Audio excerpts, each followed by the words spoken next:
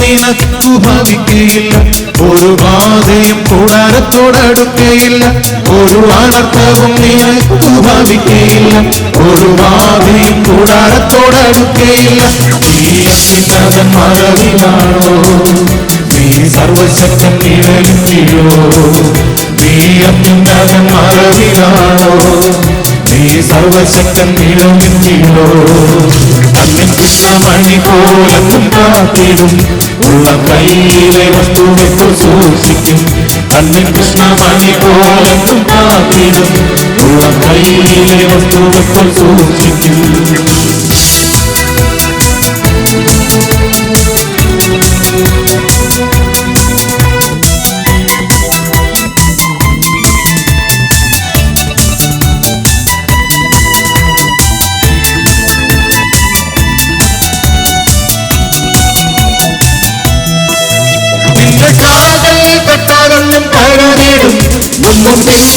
ദൂതർ സൈന്യം കാവൽ ചെയ്തിടും, നിന്റെ കാൽകളിൽ തട്ടാതെന്നും കരുതിടും.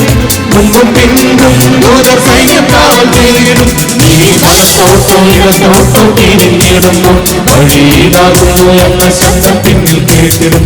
നീ വലത്തോട്ടോ ഇടത്തോട്ടോ തിരിഞ്ഞിടുമ്പോൾ വഴിയിലാകുന്നു എന്ന ശബ്ദം പിന്നിൽ കേട്ടിടും. നീ അത്യുന്നതൻ മറവിലാണോ, നീ സർവശക്തൻ നിഴലിൻ കീഴോ. നീ അത്യുന്നതൻ മറവിലാണോ, നീ സർവശക്തൻ നിഴലിൻ കീഴോ. കണ്ണിൻ കൃഷ്ണമണി പോലെന്നും കാത്തിടും, ഉള്ള കയ്യിലെ വസ്തുവെപ്പോൾ സൂക്ഷിക്കും. കണ്ണിൻ കൃഷ്ണമണി പോലെന്നും കാത്തിടും, ഉള്ള കയ്യിലെ വസ്തുവെപ്പോൾ സൂക്ഷിക്കും.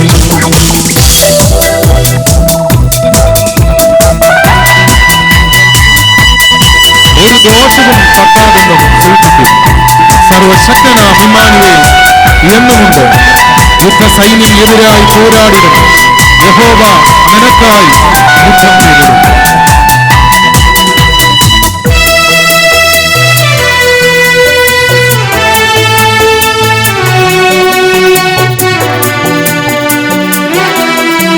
ഒരു ദോഷവും തട്ടാതെന്നും സൂക്ഷിക്കും. സർവശക്തനാം ഇമ്മാനുവേലെന്നുമുണ്ട്. ഒരു ദോഷവും തട്ടാതെന്നും സൂക്ഷിക്കും.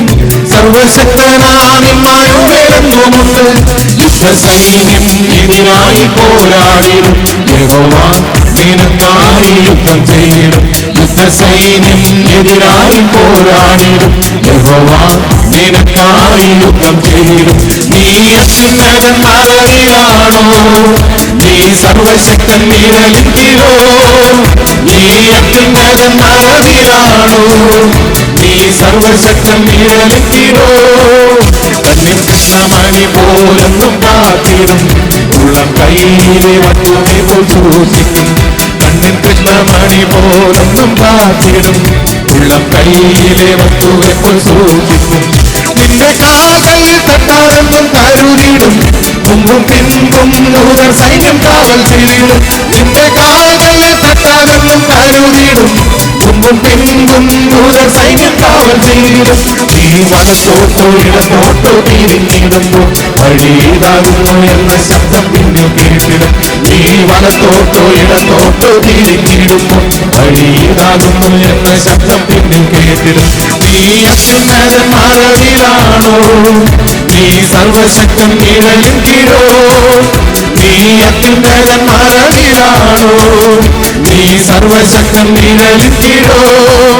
കണ്ണിൻ കൃഷ്ണമണി പോലെന്നും കാത്തിടും, ഉള്ള കയ്യിലെ വസ്തുവെപ്പോൾ സൂക്ഷിക്കും. കണ്ണിൻ കൃഷ്ണമണി പോലെന്നും കാത്തിടും, ഉള്ള കയ്യിലെ വസ്തുവെപ്പോൾ സൂക്ഷിക്കും. ഒരു ദോഷവും തട്ടാതെന്നും സൂക്ഷിക്കും. സർവശക്തനാം ഇമ്മാനുവേലെന്നുമുണ്ട്. ഒരു ദോഷവും തട്ടാതെന്നും സർവശക്തനാം ഇമ്മാനുവേലെന്നുമുണ്ട്. യുദ്ധസൈന്യം എതിരായി പോരാടിടും യഹോവ നിനക്കായി യുദ്ധം ചെയ്തിടും. യുദ്ധസൈന്യം എതിരായി പോരാടിടും യഹോവ നിനക്കായി യുദ്ധം ചെയ്തിടും. നീ അത്യുന്നതൻ മറവിലാണോ, നീ സർവശക്തൻ നിഴലിൻ കീഴോ.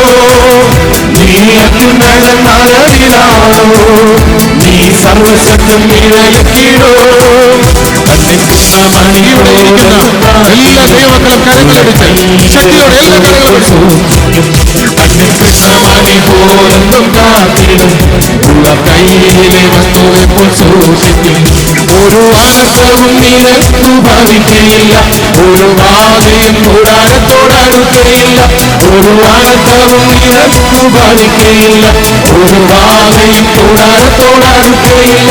നീ അത്യുന്നതൻ മറവിലാണോ, നീ സർവശക്തൻ നിഴലിൻ കീഴോ. നീ അത്യുന്നതൻ മറവിലാണോ, നീ സർവശക്തൻ നിഴലിൻ കീഴോ. കണ്ണിൻ കൃഷ്ണമണി പോലെന്നും കാത്തിടും. ഉള്ള കയ്യിലെ വസ്തുവെപ്പോൾ സൂക്ഷിക്കും. കണ്ണിൻ കൃഷ്ണമണി പോലെന്നും കാത്തിടും. ഉള്ള കയ്യിലെ വസ്തുവെപ്പോൾ സൂക്ഷിക്കും. എല്ലാമില്ല പാപം എന്നിൽ നിന്നും നീക്കാൻ എന്നിൽ കനിഞ്ഞ നാമം. എല്ലാമില്ല പാപം എന്നിൽ നിന്നും നീക്കാൻ എന്നിൽ കനിഞ്ഞ നാമം. അന്യനെന്ന മേലെടുത്തു എന്നേക്കുമായി മാറ്റുന്ന ഉന്നതന്റെ വന്യനാമം. അന്യനെന്ന മേലെടുത്തു എന്നേക്കുമായി മാറ്റുന്ന ഉന്നതന്റെ വന്യനാമം. ശ്രീയേശുനാമം അതിശയനാമം, ഏഴെനിക്കിമ്പനാമം. ശ്രീയേശുനാമം അതിശയനാമം, ഏഴെനിക്കിമ്പനാമം. എല്ലാ നാമത്തിലും മേലായ നാമം ഭക്തജനപാഠനാമം. എല്ലാ നാമത്തിലും മേലായ നാമം ഭക്തജനപാഠനാമം. എല്ലാ മുഴക്കാലും മടങ്ങിടും തിരുമുമ്പിൽ വല്ലഭത്വമുള്ള നാമം. എല്ലാ മുഴക്കാലും മടങ്ങിടും തിരുമുമ്പിൽ വല്ലഭത്വമുള്ള നാമം. ശ്രീയേശുനാമം അതിശയനാമം, ഏഴെനിക്കിമ്പനാമം. ശ്രീയേശുനാമം അതിശയനാമം, ഏഴെനിക്കിമ്പനാമം. എണ്ണമില്ല പാപം എന്നിൽ നിന്നും നീക്കാൻ എന്നിൽ കനിഞ്ഞ നാമം. എണ്ണമില്ല പാപം എന്നിൽ നിന്നും നീക്കാൻ എന്നിൽ കനിഞ്ഞ നാമം. അന്യനെന്ന മേലെടുത്തു എന്നേക്കുമായി മാറ്റുന്ന ഉന്നതന്റെ വന്യനാമം. അന്യനെന്ന മേലെടുത്തു എന്നേക്കുമായി മാറ്റുന്ന ഉന്നതന്റെ വന്യനാമം. ശ്രീയേശുനാമം അതിശയനാമം, ഏഴെനിക്കിമ്പനാമം. ശ്രീയേശുനാമം അതിശയനാമം, ഏഴെനിക്കിമ്പനാമം. വാനം ഭൂമിയേളം പാതാളമൊരു ഹോശേയനാമം, ഏഴെനിക്കിമ്പനാമം. ശ്രീയേശുനാമം അതിശയനാമം, ഏഴെനിക്കിമ്പനാമം. ശ്രീയേശുനാമം അതിശയനാമം, ഏഴെനിക്കിമ്പനാമം. ഓ ശ്രീയേശുനാമം അതിശയനാമം, ഏഴെനിക്കിമ്പനാമം. ശ്രീയേശുനാമം അതിശയനാമം, ഏഴെനിക്കിമ്പനാമം. ഹല്ലേലൂയ, പ്രൈസ് ദി ലോർഡ്, ഹല്ലേലൂയ, ഹല്ലേലൂയ, ആമേൻ, ആമേൻ, ആമേൻ.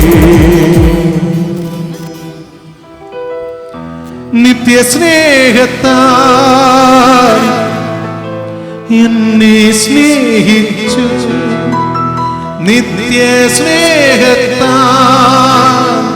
എന്നെ സ്നേഹിച്ചു. അമ്മയേലും സ്നേഹത്തേക്കാൾ ലോകം നൽകിയിടും സ്നേഹത്തേക്കാൾ. നിത്യസ്നേഹത്താൽ എന്നെ സ്നേഹിച്ചു. നിത്യസ്നേഹത്താൽ സ്നേഹത്താൽ എന്നെ സ്നേഹിച്ചു. അമ്മയേകിടും സ്നേഹത്തേക്കാൾ ലോകം നൽകിടും സ്നേഹത്തേക്കാൾ അമ്മയേകിടും സ്നേഹത്തേക്കാൾ ലോകം നൽകിടും സ്നേഹത്തേക്കാൾ.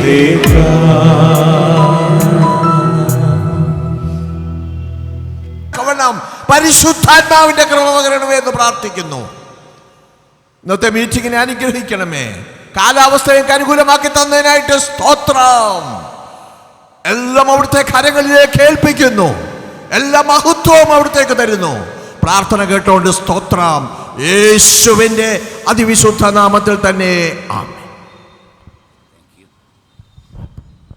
Price the Lord. മഹാപരിശുദ്ധനായ ദൈവമേ, സ്വർഗ്ഗീയ പിതാവേ, കർത്താവേ, ഈ രാത്രികാലം കർത്താവ് നിന്റെ സന്നിധിയിൽ കർത്താവ് ഞങ്ങൾക്ക് കടന്നു വരുവാൻ കർത്താവേ സ്തോത്രം. കർത്താവേ, ഈ മഹായുദ്ധനായിട്ട് കർത്താവ് കടന്നു വരുവാൻ ദൈവമേ നീ തന്ന വലിയ സാവകാശോർത്തെ സ്തുതിക്കുന്നു.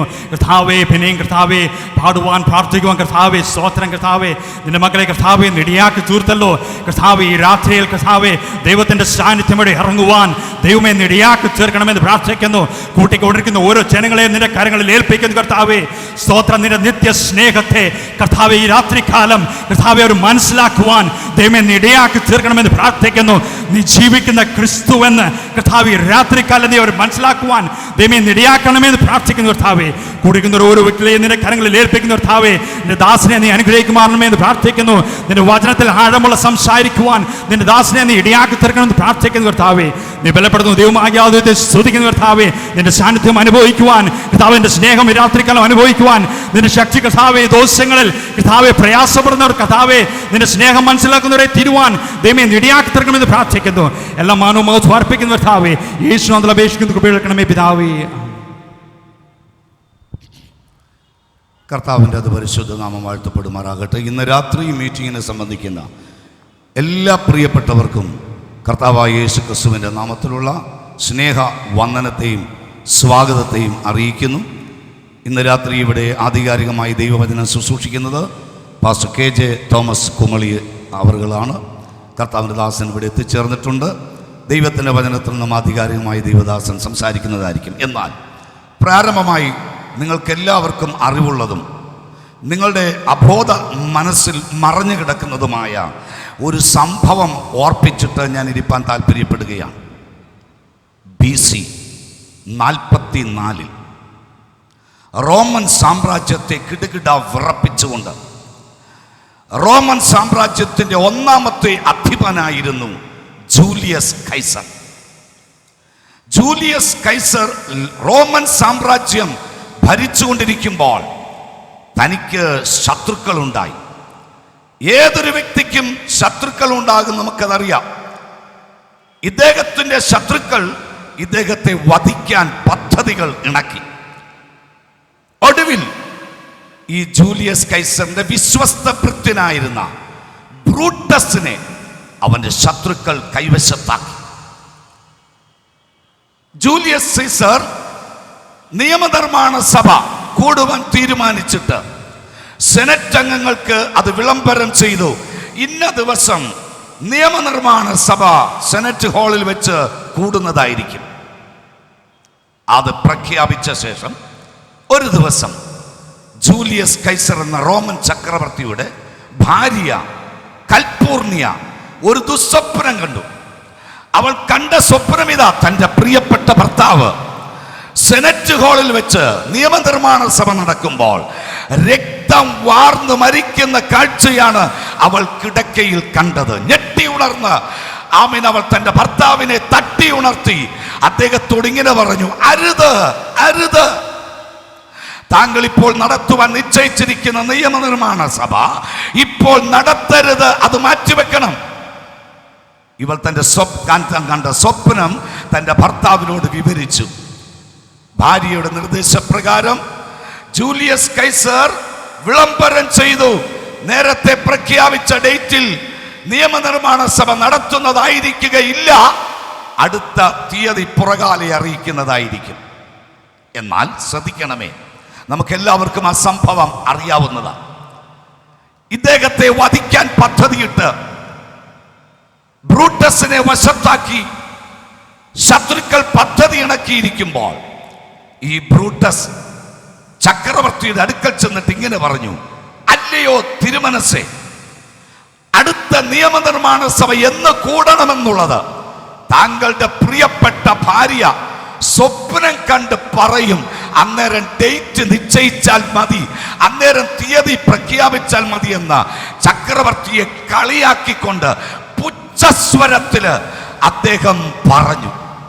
ഈ വാർത്ത കേട്ട ജൂലിയസ് കൈസറിന്റെ അഹംഭാവം ഉണർന്നു. അദ്ദേഹം ഇങ്ങനെ ചിന്തിച്ചു, ഈ ഒരു ഭാര്യയുടെ പേരിൽ എന്റെ വൈഫ് ഒരു സ്വപ്നം കണ്ടതിന്റെ പേരിൽ നിയമനിർമ്മാണ സഭ മാറ്റിവെക്കുകയോ? നാണം കേട്. അദ്ദേഹം പ്രഖ്യാപനം നടത്തി, ഇല്ല, ഞാൻ ആ ഡേറ്റ് മാറ്റിവെക്കുന്നില്ല, നേരത്തെ പ്രഖ്യാപിച്ച അതേ ഡേറ്റിൽ തന്നെ നിയമനിർമ്മാണ സഭ കൂടുന്നതായിരിക്കും. ആ തീയതി അടുത്തെത്തി. ആ തീയതി എത്തി. അദ്ദേഹം രാവിലെ ഡ്രസ് ചെയ്ത് എല്ലാ കാര്യങ്ങളോടുകൂടി സെനറ്റ് ഹാളിലേക്ക് തൻ്റെ അരമനയിൽ നിന്ന് പരിവാര സമേതം മന്നം നടന്ന് ജൂലിയസ് കൈസർ ഇങ്ങനെ പോകുമ്പോൾ വഴിയിൽ വെച്ച് തൻ്റെ ഒരു സ്നേഹിതൻ, ഏറ്റവും അടുത്ത ഒരു സ്നേഹിതൻ, ഒരു കവർ തനിക്ക് കൊണ്ട് കൊടുത്തേച്ച് ഇങ്ങനെ പറഞ്ഞു: അല്ലയോ രാജാവേ, അല്ലയോ ചക്രവർത്തി, ഇതിനകത്ത് ഞാൻ ഒരു എഴുത്ത് വെച്ചിട്ടുണ്ട്. താങ്കൾ ഇത് പൊട്ടിച്ച് ആ എഴുത്തൊന്ന് വായിച്ചിട്ട് വേണ്ടതുപോലെ ചെയ്യണം. ഇത് പറഞ്ഞിട്ട് ആ സ്നേഹിതൻ പോയി. എന്താ സംഭവം എന്നുള്ള സ്നേഹിതന് പറയാൻ കഴിഞ്ഞില്ല. കാരണം ചേവകർ തൊട്ടടുത്തുണ്ട്, സെക്രട്ടറിമാർ കൂടെ നടക്കുന്നുണ്ട്. രാജാവിനോട് ഈ വസ്തുത തുറന്നു പറയാൻ ഒക്കാത്തത് കൊണ്ട് താൻ ഒരു പേപ്പറിൽ എഴുത്തെഴുതി തന്നെ ഏൽപ്പിച്ചതാണ്. എന്നാൽ രാജാവ് വിചാരിച്ചു, എൻ്റെ സുഹൃത്തിൻ്റെ ഏതോ ഒരു പേഴ്സണൽ കാര്യം, തൻ്റെ വീട്ടിലേക്കുള്ള വഴിയുടെ പ്രശ്നമോ വേറെ ഏതെങ്കിലും ഒരു ആവശ്യമായിരിക്കും. അത് ഇന്നത്തെ നിയമനിർമ്മാണ സഭ കഴിഞ്ഞ ശേഷം അത് വായിച്ച് വേണ്ടതുപോലെ സഹായം ചെയ്തു കൊടുക്കാം എന്ന് തീരുമാനിച്ച് ആ കവർ പൊട്ടിക്കാതെ സെക്രട്ടറിയുടെ കൈവശം കൊടുത്തു. അത് ഫയലിൽ ഇട്ടേക്കാൻ, നിയമനിർമ്മാണ സഭ കഴിഞ്ഞ് എനിക്കത് തരണമെന്ന്. എന്നാൽ ആ സുഹൃത്ത് അതിനകത്ത് എഴുതിയിരുന്നത് ഇങ്ങനെയാ: അല്ലയോ തിരുമനസ്സേ, ഇന്ന് നടക്കാൻ പോകുന്ന നിയമനിർമ്മാണ സഭയ്ക്കകത്ത് വെച്ച് ഏതോ ഒരു അപകടം താങ്കൾക്ക് സംഭവിക്കാൻ പോകുകയാണ്. ഒരു അപകടം പതിയിരിപ്പുണ്ട്. അതുകൊണ്ട് താങ്കൾ വളരെ സൂക്ഷ്മതയോടുകൂടി വേണം ആ നിയമനിർമ്മാണ സഭയിൽ ഇരിക്കാൻ എന്നാണ് അദ്ദേഹം ആ എഴുത്തിൽ എഴുതിയിരുന്നത്. പക്ഷേ ചക്രവർത്തി അത് വായിച്ചില്ല. നിയമനിർമ്മാണ സഭ നടന്നുകൊണ്ടിരിക്കുമ്പോൾ ഒരു പ്രത്യേക നിമിഷം തൻ്റെ തൊട്ടടുത്തിരുന്ന തൻ്റെ വിശ്വസ്ത ഭൃത്യനായിരുന്ന ബ്രൂട്ടസ് താൻ കരുതിക്കൊണ്ടുവന്നിരുന്ന കഠാര വലിച്ചൂരി ചക്രവർത്തിയുടെ വയറ്റത്ത് കുത്തിക്കയറ്റി. രക്തം വാർന്ന് താൻ മരിക്കുമ്പോൾ അവസാനമായി താൻ പ്രഖ്യാപിച്ച ഒരു സെന്റൻസ് ഉണ്ട്, അത് പൂർത്തീകരിച്ചില്ല അദ്ദേഹം. സകല എഴുത്തുകാരും ഇന്ന് ചില വാൾ പോസ്റ്ററുകളിൽ നിങ്ങൾക്ക് ഈ തിരുവനന്തപുരം പട്ടണത്തിൽ ആ വാർത്ത കാണാൻ കഴിയും. ജൂലിയസ് കൈസർ എന്ന ചക്രവർത്തി മരിക്കുന്നതിന് തൊട്ട് മുമ്പ് രക്തം വാർന്ന് മരണത്തോട് മല്ലടിച്ച് താൻ സെനറ്റ് ഹാളിൽ കിടക്കുമ്പോൾ ബ്രൂട്ടസിന്റെ മുഖത്തേക്ക് നോക്കി ഇങ്ങനെ വിളിച്ചു പറഞ്ഞു: യു ടു ബ്രൂട്ടസ്, നീയും എന്റെ ശത്രുവായോ എന്നുള്ള അർത്ഥത്തില് വിശ്വസ്ത ഭൃത്യൻ ആയ ബ്രൂട്ടസ് ജൂലിയസ് കൈസറിനെ വധിച്ചു. ശ്രദ്ധിക്കൂ, ഞാൻ ആ സംഭവം നിങ്ങൾക്ക് എല്ലാവർക്കും അറിയാവുന്നതാണ്. വീണ്ടും ഞാനത് ഇന്ന് ഓർപ്പിക്കാനുള്ള കാരണം ഇത്രയേ ഉള്ളൂ. ജൂലിയസ് കൈസർ എന്ന റോമൻ ചക്രവർത്തിക്ക് 2 മുന്നറിയിപ്പുകൾ കിട്ടിയതാ. ഒന്ന്, അദ്ദേഹത്തിന്റെ ഭാര്യ ദുസ്വപ്നം കണ്ടേച്ച് പറഞ്ഞു, ഈ നിയമനിർമ്മാണ സഭ ഇപ്പോൾ നടത്തരുത്.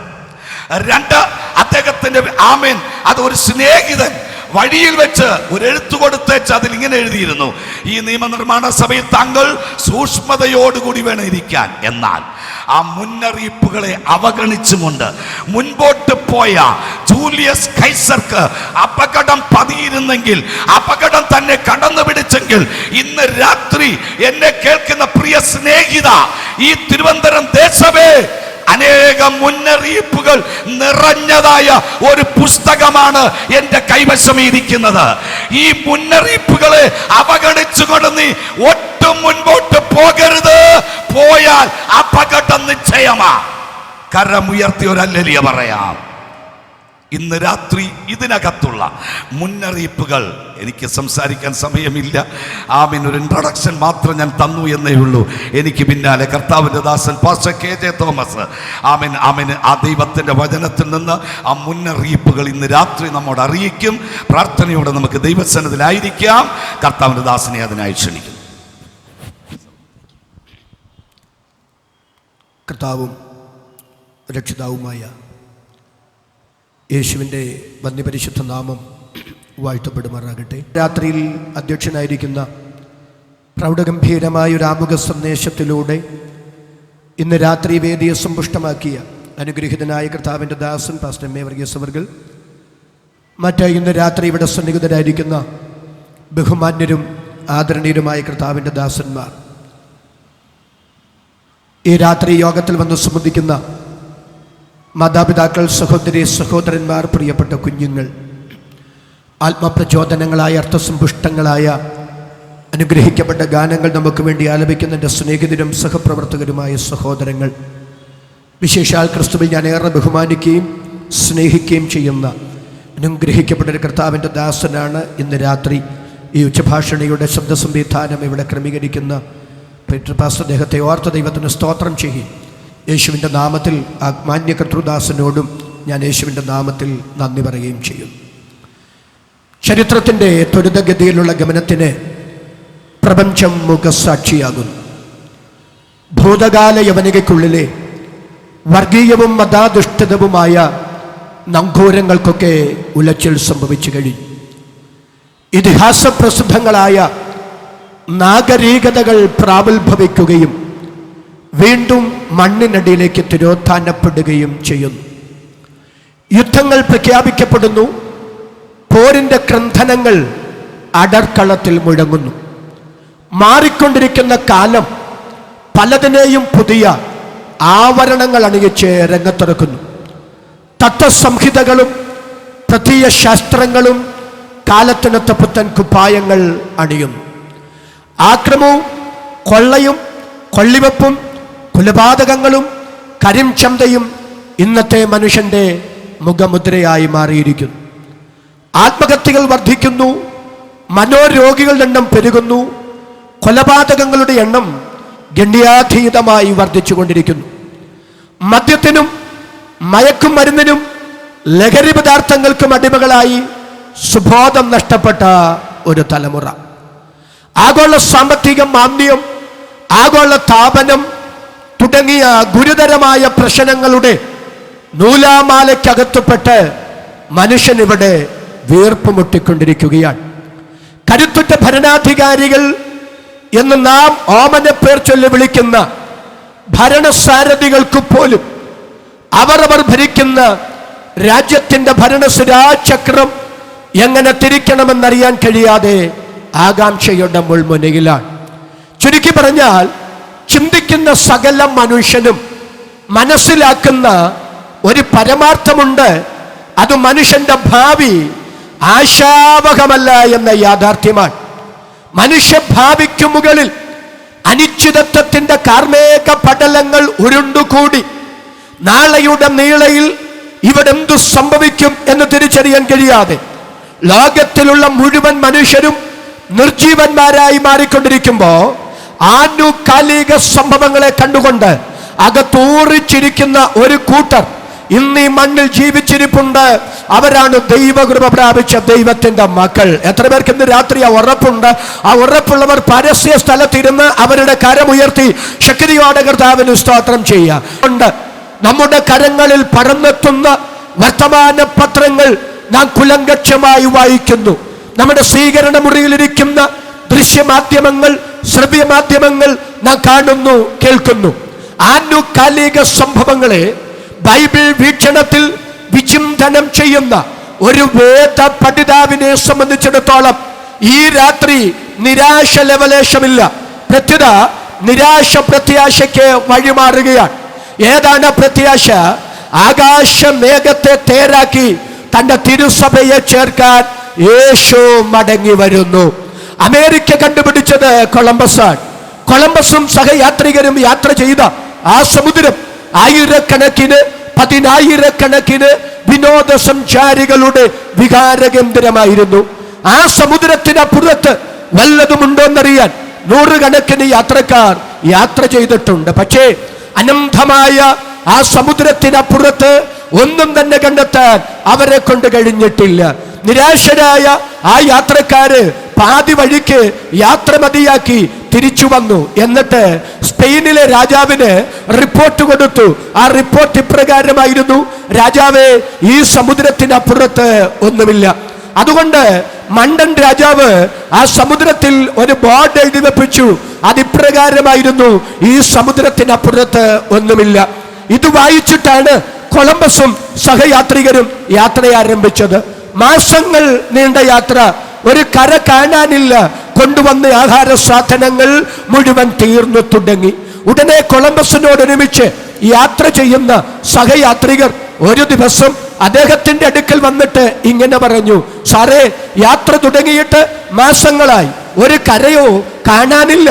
കൊണ്ടുവന്ന ആഹാര സാധനങ്ങൾ മുഴുവൻ തീർന്നു തുടങ്ങി. അതുകൊണ്ട് ഞങ്ങൾ ഒരു നല്ല കാര്യം പറയാം, നമുക്ക് യാത്ര ഇവിടെ മതിയാക്കാം, എന്നിട്ട് വന്ന നാട്ടിലേക്ക് നമുക്ക് മടങ്ങിപ്പോകാം. അല്ല, ഇനി യാത്ര തുടരാൻ തീരുമാനിച്ചാൽ ആഹാര സാധനങ്ങൾ മുഴുവൻ തീരും, നമ്മൾ പട്ടിണി കിടന്നു മരിക്കും, ഈ കപ്പൽ തകരും, ഈ മഹാസമുദ്രത്തിലെ കൂറ്റൻ മത്സ്യങ്ങൾ നമ്മുടെ ശവശരീരങ്ങൾ വെട്ടിവിഴുങ്ങും. അതിനേക്കാൾ നല്ലത് വന്ന നാട്ടിലേക്ക് മടങ്ങിപ്പോകുകയാണ്. ഉടനെ കൊളംബസ് പറഞ്ഞു: ഇല്ലില്ല, വന്ന നാട്ടിലേക്ക് മടങ്ങിപ്പോകാൻ ഞാനില്ല. എന്നിട്ട് വിദൂരതയിലേക്ക് വിരൽ ചൂണ്ടിക്കൊണ്ട് അദ്ദേഹം പറഞ്ഞു: ദാ ഒരു കര കാണുന്നു, ദാ ഒരു കര കാണുന്നു എന്ന് അദ്ദേഹം പറഞ്ഞതും സഹപ്രവർത്തകർ പെരുവരളൽ കുത്തി ദൂരേക്ക് നോക്കി. പക്ഷെ ഒരു കര കാണാനില്ല. ഉടനെ കൊളംബസിനോടൊരുമിച്ച് യാത്ര ചെയ്യുന്ന സഹയാത്രികർ ഒരു ദിവസം അദ്ദേഹത്തിന്റെ അടുക്കൽ വന്നിട്ട് പറഞ്ഞു: സാറേ, ഞങ്ങൾ പറഞ്ഞതല്ലേ യാത്ര മതിയാക്കാമെന്ന്, ദേ ഒരു കര കാണാനില്ല, നമ്മൾ ഇവിടം കൊണ്ട് തീരാൻ പോകുകയാണ്. ഉടനെ കൊളംബസ് വിദൂരതയിലേക്ക് വിരൽ ചൂണ്ടിക്കൊണ്ട് പറഞ്ഞു: ദേ ആ സമുദ്രത്തിന് മുകളിലൂടെ അങ്ങോട്ട് പറക്കുന്ന, ഈ സമുദ്രത്തിന് മുകളിലൂടെ അങ്ങോട്ട് പറക്കുന്ന പക്ഷികളെ നിങ്ങൾ കണ്ടോ? ഏതാ ഈ പക്ഷികൾ? ഈ പക്ഷികൾ സമുദ്രത്തിൽ വളരുന്ന പക്ഷികളല്ല, ഏതോ കരയിൽ വളരുന്ന പക്ഷികളാണ്. സന്തോഷാധിക്യത്താൽ അവിടെ നിന്ന് ചിറകടിച്ചു പറന്നു പൊങ്ങി ഈ സമുദ്രത്തിന് മുകളിലൂടെ പറന്ന് തിമിർത്ത് മടുത്തു കഴിഞ്ഞപ്പോ അവ വളരുന്ന കരയിലേക്ക് വിശ്രമത്തിനായി തിരിച്ചു പറക്കുകയാണ്. അതുകൊണ്ട് ഈ പക്ഷികൾ വളരുന്ന ഒരു കര ഇതിന്റെ തൊട്ടപ്പുറത്തുണ്ട്. ഈ സമുദ്രത്തിലൂടെ ഒഴുകി നടക്കുന്ന പച്ച സസ്യങ്ങൾ നിങ്ങൾ കണ്ടോ? ഏതാ ഈ സസ്യങ്ങൾ? ഏതോ കരയിൽ വളരുന്ന സസ്യങ്ങളാ. മലവെള്ളം അതിന്റെ മാസ്മര ലഹരിയിൽ ഒഴുകി വന്നപ്പോ പിഴുതെടുത്ത് ഈ സമുദ്രത്തിലേക്ക് തള്ളിയിട്ടത്. അതുകൊണ്ട് ഈ പക്ഷികൾ വളരുന്ന, സസ്യങ്ങൾ വളരുന്ന ഒരു കര ഇതിന്റെ തൊട്ടപ്പുറത്തുണ്ട്. ഈ രണ്ട് അടയാളങ്ങളുടെ വെളിച്ചത്തിലാണ് കൊളംബസും സഹയാത്രികരും യാത്ര മതിയാക്കാതെ യാത്ര തുടരാൻ തീരുമാനിച്ചത്. അവസാനം അത് സത്യമെന്ന് തെളിയിച്ചുകൊണ്ട് പക്ഷികൾ വളരുന്ന, സസ്യങ്ങൾ വളരുന്ന അമേരിക്ക എന്ന കരയിൽ അവർ കാലുകുത്തി. അതെന്തിനാണ് ഇന്ന് രാത്രി തിരുവനന്തപുരം പട്ടണത്തിന്റെ ഹൃദയഭാഗമായ ഈ ഗ്രൗണ്ടിൽ, ഈ പാർക്കിൽ ഇന്ന് രാത്രി ഞാൻ വിളിച്ചു പറയാൻ കാരണം ഇതാണ്: ഈ ലോകത്തിനപ്പുറത്തൊന്നുമില്ലെന്ന് ലോക മനുഷ്യൻ വിളിച്ചു പറയുമ്പോ ആനുകാലിക സംഭവങ്ങളെ ബൈബിൾ വീക്ഷണത്തിൽ വിചിന്തനം ചെയ്യുന്ന ഒരു ദൈവഭക്തൻ, ഒരു ദൈവഭക്ത ഈ രാത്രി ഉറക്ക വിളിച്ചു പറയും. എന്ത് വിളിച്ചു പറയും? അല്ല, ഇതിനപ്പുറത്തൊരു കരയുണ്ട്, ഇതിനപ്പുറത്തൊരു നാടുണ്ട്, ഇതിനപ്പുറത്തൊരു വീടുണ്ട്, ഇതിനപ്പുറത്തൊരു വിശ്രമ സ്ഥലമുണ്ട്, അവിടെ നാം എത്തിച്ചേരാറായി. അതാണ് ലോക സംഭവങ്ങൾ വിളിച്ചറിയിക്കുക. കരങ്ങൾ ഉയർത്തി ഒരിക്കൽ കൂടി ശക്തിയോടെ ഈ രാത്രി കർത്താവിന് സ്തോത്രം ചെയ്യാം. അതുകൊണ്ട് തിരുവനന്തപുരം പട്ടണത്തിൽ ഇന്ന് രാത്രി യേശുവിന്റെ വരവ്, സുവിശേഷത്തിന്റെ ലളിതമായ സന്ദേശത്തിന്റെ കൈമാറ്റത്തിലൂടെ ഈ രാത്രി ഞാൻ വ്യക്തമാക്കി എൻ്റെ വാക്കുകൾക്ക് കൃത്യസമയത്ത് തന്നെ പരിസമാപ്തി കുറിച്ചുകൊള്ളാം. വായിക്കാം. 1 പത്രോസിന്റെ ലേഖനം 1-ാം അധ്യായം 3-4 വേദഭാഗങ്ങൾ. ശ്രദ്ധയോടെ നിങ്ങൾ ഈ വാക്യം കേൾക്കുക. 1 പത്രോസിന്റെ ലേഖനം 1-ാം അധ്യായം 3-4 വേദഭാഗങ്ങൾ. നമ്മുടെ കർത്താവായ യേശു ക്രിസ്തുവിന്റെ പിതാവായ ദൈവത്തിന് സ്തോത്രം. അവൻ മരിച്ചവരുടെ ഇടയിൽ നിന്നുള്ള യേശു ക്രിസ്തുവിന്റെ പുനരുദ്ധാനത്താൽ തന്റെ കരുണാധിക്യ പ്രകാരം നമ്മെ ജീവനുള്ള പ്രത്യാശയ്ക്കായി അന്ത്യകാലത്തിൽ വെളിപ്പെടുവാൻ. വളരെ നന്ദി. ജീവനുള്ള പ്രത്യാശ അന്ത്യകാലത്തിൽ വെളിപ്പെടുവാൻ ഒരുങ്ങിയിരിക്കുന്ന രക്ഷ. സഹൃദയരെ, ഈ വിഷയം എന്ത് എന്നറിയണമെങ്കിൽ യേശു ക്രിസ്തുവിന്റെ 3 വിധ പ്രത്യക്ഷതകൾ എന്ന വിഷയം നാം അറിയേണ്ടിയിരിക്കുന്നു.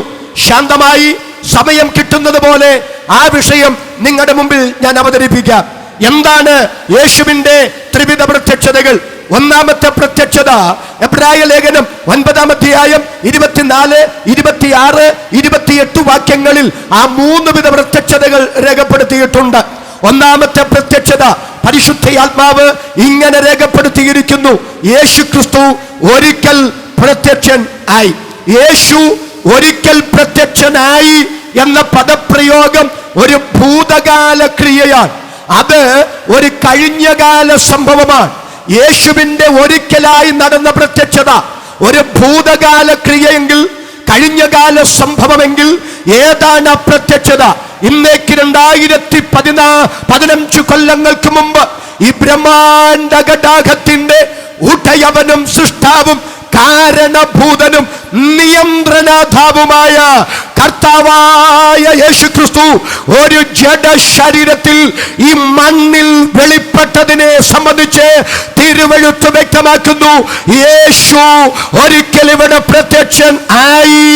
അത് വിശ്വസിക്കാൻ ഭാഗ്യം കിട്ടിയ ദൈവമക്കൾ അവരുടെ കരമുയർത്തി ഒരിക്കൽ കൂടി ഈ പരസ്യ സ്ഥലത്ത് ദൈവത്തിന് സ്തോത്രം ചെയ്യുക. ഇന്ന് രാത്രി ഞാൻ ചോദിക്കുന്നു, എന്തിനാണ് യേശു ക്രിസ്തു ഇവിടെ ഒരിക്കൽ പ്രത്യക്ഷനായത്?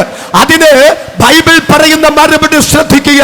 ക്രിസ്തു യേശു പാപികളെ രക്ഷിപ്പാൻ ലോകത്തിൽ വന്നു എന്നുള്ളത് വിശ്വാസ്യവും, അത് അടിവരയിടേണ്ട പദമാ, വിശ്വാസ്യവും എല്ലാവരും അംഗീകരിപ്പാൻ യോഗ്യവുമായ വചനം തന്നെ.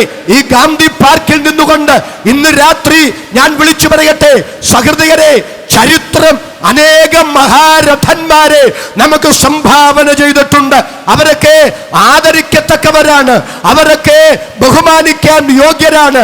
എന്നാൽ ഇന്ന് രാത്രി നിങ്ങൾക്കറിയാമോ, ഞാൻ പ്രസംഗിക്കുന്ന നസറയനായ യേശു ചരിത്രത്തിന്റെ സംഭാവനയല്ല. പിന്നെ കർത്താവായ യേശു ക്രിസ്തു ആര്? ചരിത്രാതീതനെങ്കിലും ചരിത്രത്തിലേക്ക് ഇറങ്ങി വന്ന് ചരിത്രത്തെ AD എന്നും BC എന്നും രണ്ടായി വിഭജിച്ച ചരിത്രം നമുക്ക് സംഭാവന ചെയ്യാത്ത, അതിനേക്കാൾ അപ്പുറം ചരിത്രത്തിന്, മാനവകുലത്തിന് സ്വർഗം സമ്മാനമായി തന്ന അതുല്യ സമ്മാനമാണ് ഇന്ന് രാത്രി ഞാൻ പ്രസംഗിക്കുന്ന നസ്രയനായ യേശു.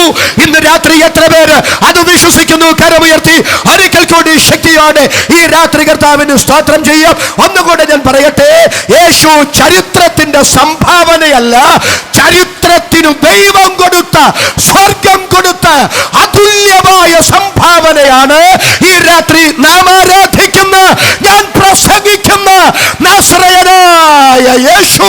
അത് വിശ്വസിക്കാൻ, അത് ഏറ്റുപറയാൻ ഭാഗ്യം കിട്ടിയ ദൈവമക്കളെ കരമുയർത്തി ഒരിക്കൽ കൂടി ശക്തിയോടെ ഈ രാത്രി കർത്താവിന് സ്തോത്രം ചെയ്യുകൊണ്ട് നിങ്ങൾക്കും കൂടെ മനസ്സിലാക്കാൻ ശാന്തമായ ആ കാര്യം നിങ്ങളുടെ മുമ്പിൽ ഞാൻ അവതരിപ്പിക്കുകയാണ്. പ്രിയപ്പെട്ടവരെ, പാപത്തോടുള്ള ദൈവത്തിന്റെ മനോഭാവം എന്താണ് എന്ന് നാം മനസ്സിലാക്കിയാലേ, പാപത്തോടുള്ള ദൈവത്തിന്റെ മനോഭാവം എന്താണ് എന്ന് നാം അറിഞ്ഞാലേ, യേശു ക്രിസ്തുവിലൂടെ ദൈവമൊരുക്കിയ പാപപരിഹാരം എത്ര ഉന്നതമാണെന്ന് നമുക്ക് പിടികിട്ടുകയുള്ളൂ.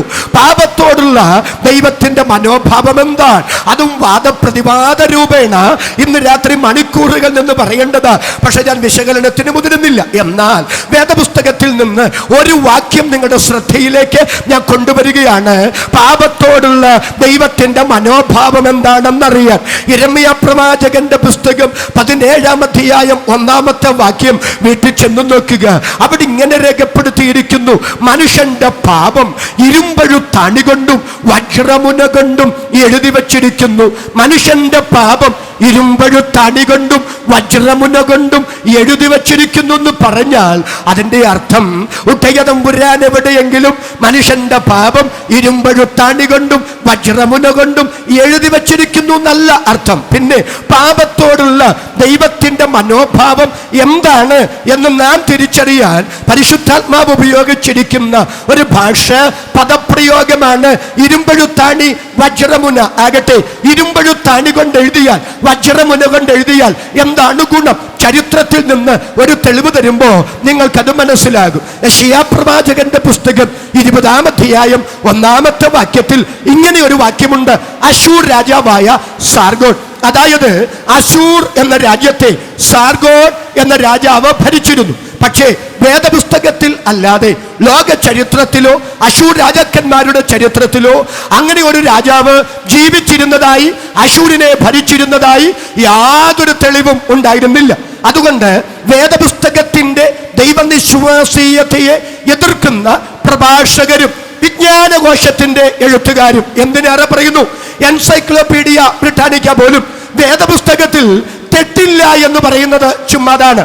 യെശയ്യാ പ്രവാചകന്റെ പുസ്തകം 20-ാം അധ്യായം 1-ാം വാക്യത്തിൽ പറയുന്ന സാർഗോൺ എന്ന രാജാവ് ജീവിച്ചിരുന്നിട്ടില്ല, അശൂരിനെ ഭരിച്ചിട്ടില്ല. ജനിക്കാത്ത, ജീവിക്കാത്ത, ഭരിക്കാത്ത ഒരു രാജാവുണ്ടായിരുന്നു എന്ന് വേദപുസ്തകം പറയുന്നു. അതുകൊണ്ട് വേദപുസ്തകത്തിൽ തെറ്റുണ്ട്. ഗ്രാമങ്ങൾ തോറും, പട്ടണങ്ങൾ തോറും, രാജ്യങ്ങൾ തോറും അവരത് പ്രസംഗിച്ചു നടന്നു, വിജ്ഞാനകോശങ്ങളിൽ എഴുതി പിടിപ്പിച്ചു. അങ്ങനെ ഇരിക്കെ AD 1842 ടോളമയിൽ ബോട്ട എന്ന് പറയുന്ന ഒരു ഭൂഗർഭ ഗവേഷകൻ അശൂരിന്റെ തലസ്ഥാനമായ നിനവേ പട്ടണം ഭൂഗർഭ ഗവേഷണം നടത്തി. അങ്ങനെ ഭൂഗർഭ ഗവേഷണം നടത്തി ചെല്ലുമ്പോൾ ആയിരക്കണക്കിന് ശിലാഫലകങ്ങൾ അദ്ദേഹത്തിന് കിട്ടി. അതിൽ നിരവധി ശിലകളിൽ അശൂർ രാജാക്കന്മാരുടെ പേരുകൾ രേഖപ്പെടുത്തിയിരിക്കുന്നു. ആ പേരുകളുടെ കൂട്ടത്തിൽ അശൂർ രാജാവായ സാർഗോന്റെ പേരുമുണ്ടായിരുന്നു. അതുമാത്രമല്ല, സാർഗോനെ കുറിച്ച് മാത്രം രേഖപ്പെടുത്തിയിരിക്കുന്ന ധാരാളം ശിലാലിഖിതങ്ങൾ, ശിലാഫലകങ്ങൾ അദ്ദേഹത്തിന് കിട്ടി. അത് പുരാവസ്തു ഗവേഷക വിഭാഗത്തിന് കൈമാറി. അങ്ങനെ ശാസ്ത്രലോകം ഒന്നടങ്കം അംഗീകരിച്ചു. യെശയ്യാ 21 പറയുന്ന സാർഗോൺ എന്ന രാജാവ് ജീവിച്ചിരുന്നു എന്ന് എൻസൈക്ലോപീഡിയ ബ്രിട്ടാനിക്ക പോലും തിരുത്ത് എന്ന് പറഞ്ഞ് പിന്നീട് ആ കാര്യം രേഖപ്പെടുത്തുകയുണ്ടായി. അവിടെ നല്ല ആത്മാഭിമാനത്തോടെ ഇന്ന് രാത്രി ഒരു കാര്യം ഇവിടെ ഊന്നി പറയാൻ എനിക്ക് ആഗ്രഹമുണ്ട്. സഹൃദയരെ, നാം ജീവിക്കുന്ന കാലഘട്ടം വിജ്ഞാന വിസ്ഫോടനം നടക്കുന്ന കാലഘട്ടമാണ്. മറ്റേതൊരു കാലഘട്ടത്തെക്കാൾ മനുഷ്യ മസ്തിഷ്കം വളർന്നുകൊണ്ടിരിക്കുന്ന കാലഘട്ടമാണ്. വിജ്ഞാനത്തിന്റെ നീട്ടിയ കരം കൊണ്ട് മനുഷ്യൻ പ്രപഞ്ചത്തെ മുഴുവൻ പിടിച്ചെടുത്ത് അവന്റെ കാൽക്കീഴെ ചവിട്ടി മെതിച്ച ഒരു കാലഘട്ടം. അന്യഗ്രഹങ്ങളിലേക്ക് മനുഷ്യനെ പഠിച്ചു നടാൻ ശാസ്ത്രം അശ്രാന്ത നിരീക്ഷണങ്ങൾ നടത്തിക്കൊണ്ടിരിക്കുന്ന കാലഘട്ടം. എന്നാൽ ശാസ്ത്രത്തോടുള്ള മുഴുവൻ ആദരവും നിലനിർത്തി ഇന്ന് രാത്രി ഞാൻ വിളിച്ചു പറയട്ടെ, ശാസ്ത്ര മനുഷ്യ, നിന്റെ തലച്ചോറ് എത്ര വളർന്നാലും, വിജ്ഞാന വിസ്ഫോടനം ഇവിടെ സംഭവിച്ചാലും, വിജ്ഞാനത്തിന്റെ നീട്ടിയ വിരൽ തുമ്പുകൊണ്ട് പ്രപഞ്ചത്തെ മുഴുവൻ നീ നിന്റെ വാരുതിയിൽ നിർത്തിയാലും, അന്യഗ്രഹങ്ങളിലേക്ക് നീ മനുഷ്യനെ പറിച്ചു നട്ടാലും, ഇതുവരെ ഒരു പിശകുണ്ടെന്ന് ആർക്കും ചൂണ്ടിക്കാണിക്കാൻ കഴിയാതെ ഇരുന്നതും ഇനി നാളെയുടെ നീളയിൽ ഒരു പിശകുണ്ടെന്ന് ആർക്കും ചൂണ്ടിക്കാണിക്കാൻ കഴിയാത്തതുമായ ഏക വിശ്വാസ പ്രഖ്യാപന രേഖ, അത് വിശുദ്ധ വേദപുസ്തകം മാത്രമെന്ന് ഉറച്ചു വിശ്വസിക്കാൻ ഭാഗ്യം കിട്ടിയ എത്ര പേര് ഇന്ന് രാത്രി ദൈവത്തോട് നന്ദിയുള്ളവരാണ്? ആ കരങ്ങൾ ഒന്നുകൂടെ ഞാൻ കാണട്ടെ. കരമുയർത്തി ശക്തിയോടെ ഈ രാത്രി ദൈവത്തിന് സ്തോത്രം ചെയ്യാം. എന്തിനാ ഇന്ന് രാത്രി ചരിത്രത്തിൽ നിന്ന് ആ ഉദാഹരണം ഞാൻ ഇവിടെ പറഞ്ഞത്? പറയാനുള്ള കാര്യം ഇതാ, ആയിരക്കണക്കിന് കൊല്ലങ്ങൾ ആ ശിലാലിഖിതങ്ങൾ മണ്ണിനടിയിൽ കിടന്നിട്ടും അതിൽ എഴുതിയ അക്ഷരങ്ങൾ മാഞ്ഞുപോയില്ല. എന്താ മാഞ്ഞു പോകാഞ്ഞ്? അത് ഇരുമ്പഴുത്താണി കൊണ്ട് കൊണ്ട് എഴുതി, അത് വജ്രമുന കൊണ്ട് എഴുതി. അപ്പൊ ഇരുമ്പഴുത്താണി കൊണ്ട് എഴുതിയാൽ, വജ്രമുന കൊണ്ട് എഴുതിയാൽ 1000കണക്കിന് കൊല്ലം മണ്ണിൽ കിടന്നാലും മാഞ്ഞു പോകുകയല്ല, തീയിൽ കൊണ്ടിട്ടാലും മാഞ്ഞു പോകില്ല. അപ്പൊ മനുഷ്യ, നിന്റെ പാപം ഇരുമ്പഴുത്താണി കൊണ്ടും വജ്രമുന കൊണ്ടും എഴുതി വച്ചിരിക്കുന്നു എന്ന് പറഞ്ഞാൽ അർത്ഥം ലളിതമാണ്. ഇത്രയുള്ളൂ, നിന്റെ സൂത്രപ്പണി കൊണ്ടൊന്നും നിനക്ക് മായിച്ചു കളയാൻ പറ്റുന്നതല്ല. പാപത്തിന്റെ കനത്തകറ അത് കഴുകി കളയാൻ യേശു ക്രിസ്തുവിന്റെ ക്രൂശു മരണത്തിലൂടെ ദൈവം രക്ഷാകര പദ്ധതി ഒരുക്കി, പാപപരിഹാര മാർഗമൊരുക്കി. അത് പറയാനാണ് ഞങ്ങൾ ഈ യോഗം ഇവിടെ ക്രമീകരിച്ചത്. അത് പറയുന്നതിൽ ഞങ്ങൾക്ക് അഭിമാനമുണ്ട്. അതാണ് സുവിശേഷം. എത്ര പേര് ഈ രാത്രി അത് വിശ്വസിക്കുന്നു? കരമുയർത്തി ഒരിക്കൽ കൂടി ഈ രാത്രി ദൈവത്തിന് സ്തോത്രം ചെയ്യുക. അടുത്ത ഭാഗത്തേക്ക് ഞാൻ എടുത്തു ചാടട്ടെ. ആകട്ടെ, മനുഷ്യന്റെ പാപത്തെ ദൈവം ഇത്ര ഗൗരവമായി കാണുന്നെങ്കിൽ മനുഷ്യനവന്റെ സൂത്രപ്പണി കൊണ്ടൊന്നും മനുഷ്യന്റെ പാപം കഴുകിക്കളയാൻ സാധ്യമല്ലെങ്കിൽ അടുത്ത ചോദ്യം ഇതാണ്: പാപത്തിന് എന്താണ് പരിഹാരം? സഹൃദയരെ, ഞങ്ങൾ ഈ ഉച്ചഭാഷണികൾ ഇവിടെ ക്രമീകരിച്ചത്, ഞങ്ങൾ ഇവിടെ ദീർഘദൂര യാത്ര ചെയ്തു വന്നത്, ഈ ഗാന്ധി പാർക്കിൽ ഈ യോഗം ഇന്ന് രാത്രി ക്രമീകരിച്ചത് മറ്റൊന്നിനുമല്ല, ഒരു ഗുഡ് ന്യൂസ് നിങ്ങളോട് പറയാനാണ്, ഒരു സന്ദേശം നിങ്ങളോട് പറയാനാണ്. എന്താണ് സന്ദേശം എന്നറിയാമോ? വേദപുസ്തകം, സുഹൃത്തെ, താങ്കൾ ഒരു പാപിയാണെന്ന് പറഞ്ഞ് അവസാനിപ്പിക്കുന്ന ഒരു പുസ്തകമല്ല. പിന്നെ മനുഷ്യ, നിന്റെ പാപത്തിനെന്താ പരിഹാരമെന്ന് അസന്നിഗ്ധമായി പ്രഖ്യാപിക്കുന്ന ഒരൊറ്റ പുസ്തകം, അത് വിശുദ്ധ വേദപുസ്തകം മാത്രമാണ്. എന്താണ് മനുഷ്യന്റെ പാപത്തിന്റെ പരിഹാരം? 2 വാക്യങ്ങൾ എൻ്റെ ശ്രോതാക്കൾക്കൊന്ന് വായിച്ചു കേൾപ്പിച്ചു കൊടുക്കണം. ഈ സിറ്റിയുടെ ഹൃദയഭാഗത്ത് ആ 2 വാക്യം വായിക്കുന്നത് തന്നെ ഒരു വലിയ വിടുതലാണ്. പെട്ടെന്ന് വായിച്ചോളൂ. 2 കൊരിന്ത്യർ ലേഖനം 5-ാം അധ്യായം 21-ാമത്തെ വാക്യം. 1 പത്രോസ് 2:24 ഒന്ന് എടുത്തു വെക്കുകയും ചെയ്യണം. 2 കൊരിന്ത്യർ ലേഖനം 5-ാം അധ്യായം 21-ാമത്തെ വാക്യം. പാപമറിയാത്തവനെ നാം അവനിൽ ദൈവത്തിന്റെ നീതിയാകേണ്ടതിന് അവൻ നമുക്ക് വേണ്ടി പാപമറിയാത്തവനെ നാം യേശുവിൽ ദൈവത്തിന്റെ നീതിയാകേണ്ടുന്നതിന് യേശുവിനെ ദൈവം പാപമാക്കി. ആ വാക്യത്തിന്റെ അർത്ഥം നിങ്ങൾക്ക് മനസ്സിലായില്ല എന്നെനിക്കറിയാം. മനസ്സിലാക്കാൻ ലളിതമായി ഞാൻ ആ കാര്യം പറയാം. 4ാം ലോകൈക സാമ്രാജ്യമായ റോമൻ സാമ്രാജ്യത്തിന്റെ ചുവട് പിടിച്ചാണ് ബ്രിട്ടീഷുകാരുടെ ഭരണഘടനയുണ്ടായത്. ബ്രിട്ടീഷുകാരുടെ ഭരണഘടനയുടെ നല്ല അംശങ്ങൾ കൂടെ ഒപ്പിയെടുത്താണ് ഇന്ത്യ മഹാരാജ്യത്തിന്റെ ഭരണഘടനയുണ്ടായത്. നമ്മുടെ ഭരണഘടനാ ശില്പികളൊക്കെ നമുക്ക് വിഭാവന ചെയ്ത ഒരു പരമാർത്ഥമുണ്ട്. ആ പരമാർത്ഥം ഇതാണ്: 1000 കുറ്റവാളികൾ രക്ഷപ്പെട്ടാലും ഒരു നിരപരാധി ശിക്ഷിക്കപ്പെടാൻ പാടില്ല. ആ ഭരണഘടനയുടെ കാവൽ ഭടനാണ് പന്തിയോസ് പീലാത്തോസ് എന്ന റോമൻ ന്യായാധിപൻ. ആ ന്യായാധിപന്റെ കോടതിയിൽ, 5ാമത്തെ കോടതിയിൽ 6ാമത്തെ വിസ്താരത്തിന് യേശു നിൽക്കുകയാണ്. 1ാമത്തെ കോടതി ഹന്നാവിന്റെ കോടതി, 2ാമത്തെ കോടതി കയ്യപ്പാവിന്റെ കോടതി, 3ാമത്തെ കോടതി യഹൂദ മത കോടതിയായ സന്നിധിയും സംഘം, 4ാമത്തെ കോടതി പീലാത്തോസിന്റെ കോടതി, 5ാമത്തെ കോടതി ഹെരോദാവിന്റെ കോടതി, വീണ്ടും 6ാമത്തെ കോടതി പീലാത്തോസിന്റെ കോടതി. ആ കോടതിയിൽ വിസ്താരത്തിന് നിൽക്കുകയാണ്. തിരിച്ചും മറിച്ചും തിരിച്ചും യേശുവിനെ പീലാത്തോസ് എന്ന ന്യായാധിപൻ വിസ്തരിച്ചു. വിസ്താര അനന്തരം ആ ന്യായാധിപൻ പൊതുസമൂഹത്തോട് വിളിച്ചു പറയുന്നു: യേശു യാതൊരു കുറ്റവും ചെയ്തിട്ടില്ല, യേശു നിരപരാധി. ഇന്ന് രാത്രി മനസാക്ഷി മറവച്ചിട്ടില്ലാത്ത എന്റെ മാന്യ ശ്രോതാക്കളോട് ഞാൻ ചോദിക്കട്ടെ, യേശു നിരപരാധി, യേശു യാതൊരു കുറ്റവും ചെയ്തിട്ടില്ല എന്ന് പീലാത്തോസ് എന്ന ന്യായാധിപൻ പറഞ്ഞിട്ട് അടുത്തത് സാമാന്യ നീതിബോധമായി ആ കോടതിയിൽ നിന്ന് മുഴങ്ങണ്ട നീതിബോധ ശബ്ദമെന്താ? ബഹുമാനപ്പെട്ട ഇവിടുത്തെ പോലീസ് അധികാരികൾ ഏതെങ്കിലും ഒരു കേസിൽ ഒരാളെ അറസ്റ്റ് ചെയ്തു, അദ്ദേഹത്തിന്റെ പേരിലുള്ള കുറ്റം കോടതിയിലേക്ക് ചാർജ് ചെയ്തു, കോടതി ആ കേസ് ഫയലിൽ സ്വീകരിച്ചു, കോടതിയിൽ വാദപ്രതിവാദങ്ങൾ നടന്നു, മാസങ്ങൾ കഴിഞ്ഞു, അന്തിമ വിധി വരികയാണ്. വിധി ഇങ്ങനെയാണ്: ഇദ്ദേഹം കുറ്റം ചെയ്തിട്ടില്ല, നിരപരാധി. നിരപരാധി കുറ്റം ചെയ്തിട്ടില്ല എന്ന് പറഞ്ഞാൽ ബഹുമാനപ്പെട്ട ആ നീതിപീഠത്തിൽ നിന്ന് ഉയരേണ്ട നീതിബോധ ശബ്ദം എന്താണ്? ഇദ്ദേഹത്തെ വെറുതെ വിടുന്നു. അതല്ലേ സാമാന്യ നീതിബോധമായി ആ കോടതിയിൽ മുഴങ്ങേണ്ട ശബ്ദം? അല്ല. അദ്ദേഹത്തിന്റെ പേരിലുള്ള കുറ്റം തെളിയിക്കപ്പെട്ടാൽ ഭരണഘടന നിഷ്കർഷിക്കുന്ന ആ കുറ്റത്തിന്റെ ഏറ്റക്കുറച്ചിൽ അനുസരിച്ച് ശിക്ഷ കൊടുക്കുക. അതല്ലേ സാമാന്യ നീതി? അതല്ലേ ലോക ചരിത്രത്തിൽ ഇന്ന് വരെ നാം കേട്ടിട്ടുള്ള വിധി? പക്ഷേ ലോക ചരിത്രത്തിൽ ഇതുവരെ കേൾവിയില്ലാത്ത ഒരു വിധി അന്ന് പീലാത്തോസിന്റെ കൽത്തളത്തിൽ നടന്നു.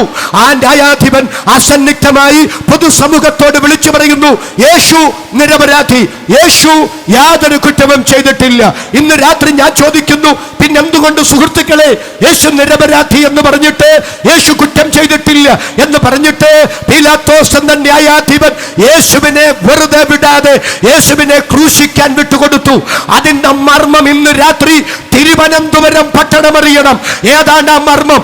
ആ സ്നേഹിതരെ, ആ തീരുമാനം പീലാത്തോസിന്റെ ആയിരുന്നില്ല. പിന്നെ ആരുടെ തീരുമാനമായിരുന്നു? സ്വർഗീയ കോടതിയുടെ നിർണയമായിരുന്നു.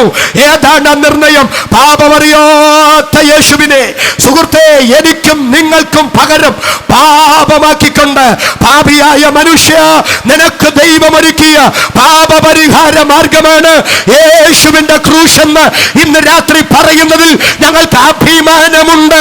എത്ര പേർക്ക് സന്തോഷമുണ്ട്? കരമുയർത്തി ഒരിക്കൽ കൂടി ശക്തിയോടെ കർത്താവിനെ സ്തുതിക്കുക. ഒത്തിരി വാക്യങ്ങൾ ഈ പബ്ലിക് ഗ്രൗണ്ടിൽ വായിച്ചു കേൾപ്പിക്കുന്നത് ശരിയല്ലാത്തത് കൊണ്ട് അടുത്ത വാക്യം ഒന്ന് പറഞ്ഞ് യേശുവിന്റെ ക്രൂശിനെ ഇന്ന് രാത്രി ഞാൻ നിങ്ങളുടെ മുമ്പിൽ ഉയർത്തി കാണിക്കുകയാണ്.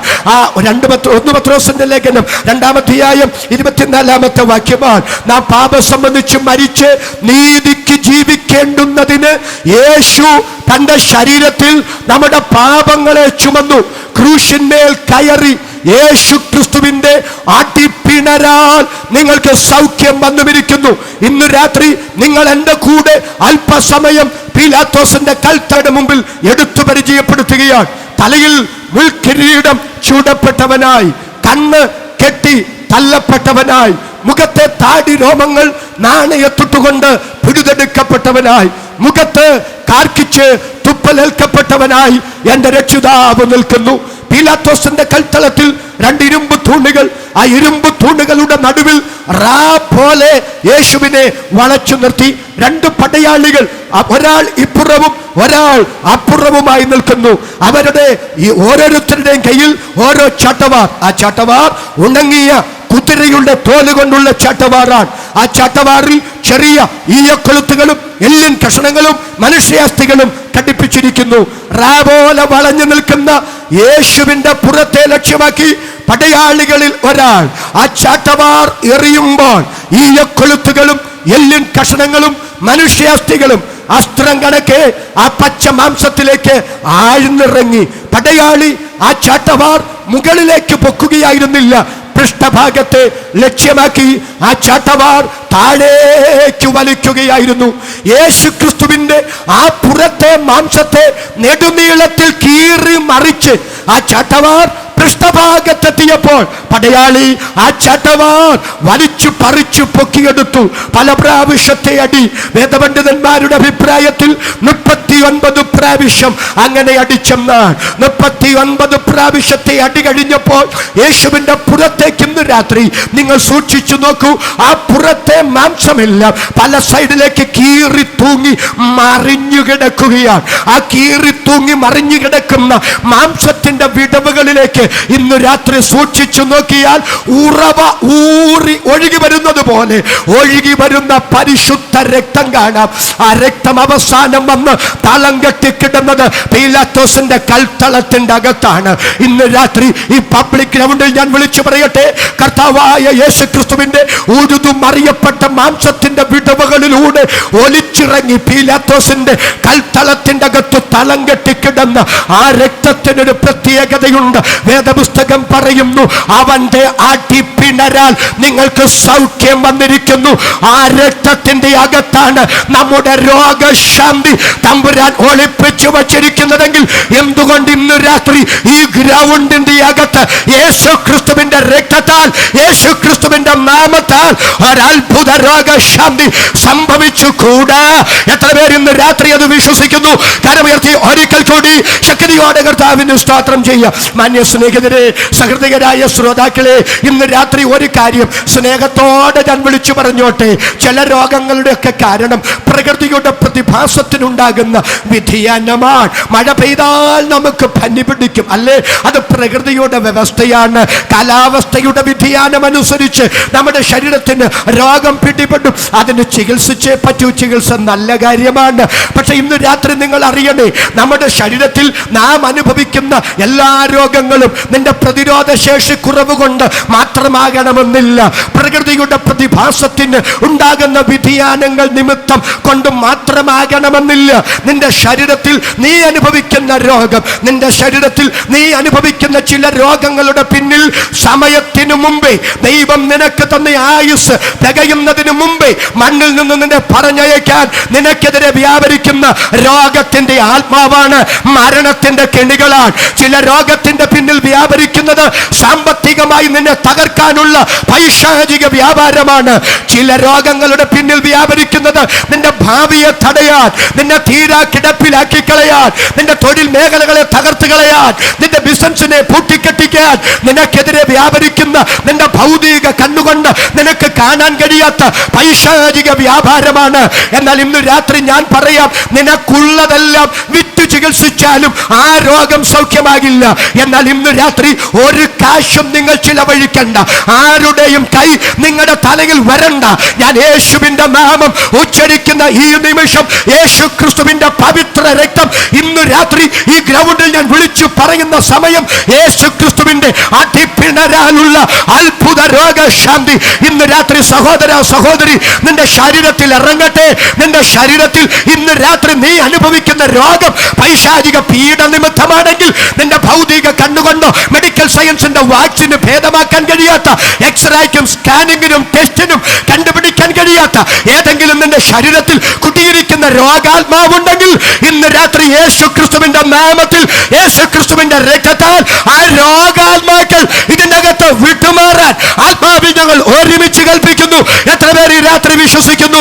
കരമുയർത്തി ഒരിക്കൽ കൂടി ശക്തിയോടെ കർത്താവ് സ്വന്തം തോളോട് ചായ്ച്ചു വെച്ച് പ്രാണനെ പിതൃസന്നിധിയിൽ സമർപ്പിക്കുന്നതിന് മുമ്പ് എന്താണ് യേശു അവസാനം പറഞ്ഞതെന്നറിയാമോ? തിരുവനന്തപുരംകാരെ, കർത്താവായ യേശു ക്രിസ്തു ക്രൂശിൽ കിടന്നുകൊണ്ട് അവസാനം പറഞ്ഞത് എന്താണെന്നറിയാമോ? ഞാൻ ഇവിടം കൊണ്ട് തീർന്നെന്നല്ല, പിന്നെ എന്താ യേശു പറഞ്ഞത്? സകലവും നിവർത്തിയായി. മനുഷ്യവർഗമേ, നിങ്ങളുടെ പാപപരിഹാരത്തിന് വേണ്ടുന്നതെല്ലാം ഞാനിതാ നിവർത്തിച്ചിരിക്കുന്നു. ആ ഉറപ്പ് പ്രാപിച്ച ദൈവമക്കളുടെ കരം ഒരിക്കൽ കൂടി ഉയർത്തി ഈ രാത്രി കർത്താവിന് സ്തോത്രം പറയാ. ഇത് പറഞ്ഞിട്ട് മുൾക്കിരീടം ചൂടിയ തല മറ്റൊരിടത്തും ചായ്ച്ചു വെക്കാൻ ഇടമില്ലാതിരുന്നത് കൊണ്ട് സ്വന്തം തോളോട് ചായ്ച്ചു വെച്ചു. യേശു പ്രാണനെ വെടിഞ്ഞു. അവസാനം ഒരു പടയാളി വന്ന് യേശുവിന്റെ വിലാപ്പുറത്ത് കുത്തുമ്പോൾ രക്തമൊഴുകുവാനില്ലാതിരുന്നിട്ട് വെള്ളമാണൊഴുകിയത്. എവിടെ പോയി ആ രക്തം മുഴുവൻ? ആർക്കു വേണ്ടി ഒഴുക്കിയ രക്തം മുഴുവൻ? ഇന്ന് രാത്രി എന്നെ ശ്രദ്ധിക്കുന്ന മാന്യ ശ്രോതാവേ, താങ്കൾക്ക് വേണ്ടി യേശു ആ പരിശുദ്ധ രക്തമൊഴുക്കി. അതുകൊണ്ടല്ലേ വേദപുസ്തകം പറയുക, വരിക നമുക്ക് തമ്മിൽ വാദിക്കാം. നിന്റെ പാപം രക്താംബരം പോലെ ചുവപ്പായിരുന്നാലും ഞാൻ അതിനെ ഹിമം പോലെ വെളുപ്പിക്കാം. അവന്റെ പുത്രനായ യേശുവിന്റെ രക്തം സകല പാപവും പോക്കി നമ്മെ ശുദ്ധീകരിക്കുന്നു. എത്ര പേർക്ക് ഇന്ന് രാത്രി സന്തോഷമുണ്ട്? കരമുയർത്തി ഒരിക്കൽ കൂടി ശക്തിയോടെ ഈ രാത്രി കർത്താവിന് സ്തോത്രം ചെയ്യുക. ഇന്ന് രാത്രി സുഹൃത്തെ, നൊന്തു പ്രസവിച്ച് അമ്മ നിന്നെ ശപിച്ചിട്ടുണ്ടാകാം. കാരണം നിന്റെ ചെയ്തികൾ അത്ര ക്രൂരമായിരിക്കാം. ജന്മം തന്ന പിതാവ് നിന്നെ പ്രാഗിയിട്ടുണ്ടാകാം. നിന്റെ ചെയ്തികൾ അത്ര വേദനാജനകമായിരിക്കാം. നിരപരാധികളായ അനേക മനുഷ്യരുടെ പാപങ്ങളും ശാപങ്ങളും പ്രാക്കുകളും നിന്നെ നിഴല് പോലെ പിന്തുടരുകയാകാം. ഇന്ന് രാത്രി കൂട്ടുകൂടി അടിച്ചു പൊളിച്ച് പലതിനെ കുറിച്ചും നീ എൻജോയ് ചെയ്ത് നടക്കുമ്പോ, കാട്ടിക്കൂട്ടുന്ന വിക്രിയകളിലെല്ലാം നീ സന്തോഷിച്ച് നടക്കുമ്പോ ഒന്നിനെ കുറിച്ചും ചിന്തയില്ലെങ്കിലും ഏകാന്തതയുടെ നിമിഷങ്ങളിൽ കാട്ടിക്കൂട്ടിയ വിക്രിയകളെല്ലാം നിന്റെ മനസാക്ഷി കോടതിയിൽ നിന്നെ കുറ്റബോധത്താൽ വേട്ടയാടി സമാധാനമില്ലാതെ നീ അകപ്പെട്ടിരിക്കുന്ന കൂട്ടുകെട്ടുകളിൽ നിന്ന്, ബന്ധങ്ങളിൽ നിന്ന് നിനക്ക് പുറത്തു ചാടാൻ ആഗ്രഹമുണ്ടെങ്കിലും നിന്നെ കൊണ്ടതിന് സാധിക്കാത്ത നിലയിൽ എന്നെ ഒരു മനുഷ്യനാക്കി മാറ്റുന്ന, ഞാൻ അകപ്പെട്ടിരിക്കുന്ന വെട്ടിൽ നിന്ന് എന്നെ പുറത്തു കൊണ്ടുവരുന്ന, എന്റെ മേലുള്ള ശാപത്തിന്റെ, എന്റെ മേലുള്ള പ്രാക്കിന്റെ കെട്ടുപൊട്ടിക്കുന്ന, ദോഷം മാറ്റുന്ന ഏതെങ്കിലും ഒരു ദൈവമുണ്ടോ എന്ന് ചോദിക്കുന്ന, ചിന്തിക്കുന്ന ആരെങ്കിലും ഉണ്ടെങ്കിൽ ഇന്ന് രാത്രി ഞാൻ വിളിച്ചു പറയാം, നിന്റെ മേലുള്ള ശാപത്തിന്റെ ദോഷം മാറ്റുന്ന, പ്രാക്കിന്റെ കെട്ടുപൊട്ടിക്കുന്ന, നീ അകപ്പെട്ടിരിക്കുന്ന സകല ബന്ധനങ്ങളിൽ നിന്നും നിന്നെ വിടുവിക്കാൻ കഴിവുള്ള, നിന്നെ മനുഷ്യനാക്കി മാറ്റാൻ കഴിവുള്ള, നിന്റെ പാപക്കര കഴുകിക്കളയാൻ കഴിവുള്ള, നിന്നെ ജീവന് തുല്യം അല്ല ജീവനേക്കാൾ സ്നേഹിക്കുന്ന ഒരു ദൈവമുണ്ട്. അതാണ് ഇന്ന് രാത്രി ഞാൻ ആരാധിക്കുന്ന, നാം പ്രസംഗിക്കുന്ന നാസറയനായ യേശു. എത്ര പേർക്ക് സന്ദേശമുണ്ട്? കരമുയർത്തി ഒരിക്കൽ കൂടി ശക്തിയോടെ കർത്താവിന് സ്തോത്രം ചെയ്യുക.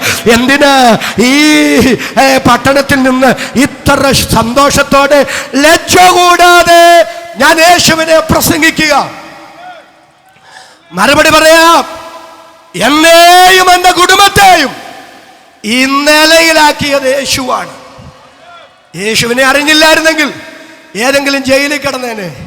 യേശുവിനെ അറിഞ്ഞില്ലായിരുന്നെങ്കിൽ ഇനി മണ്ണിൽ കാണുകയല്ല.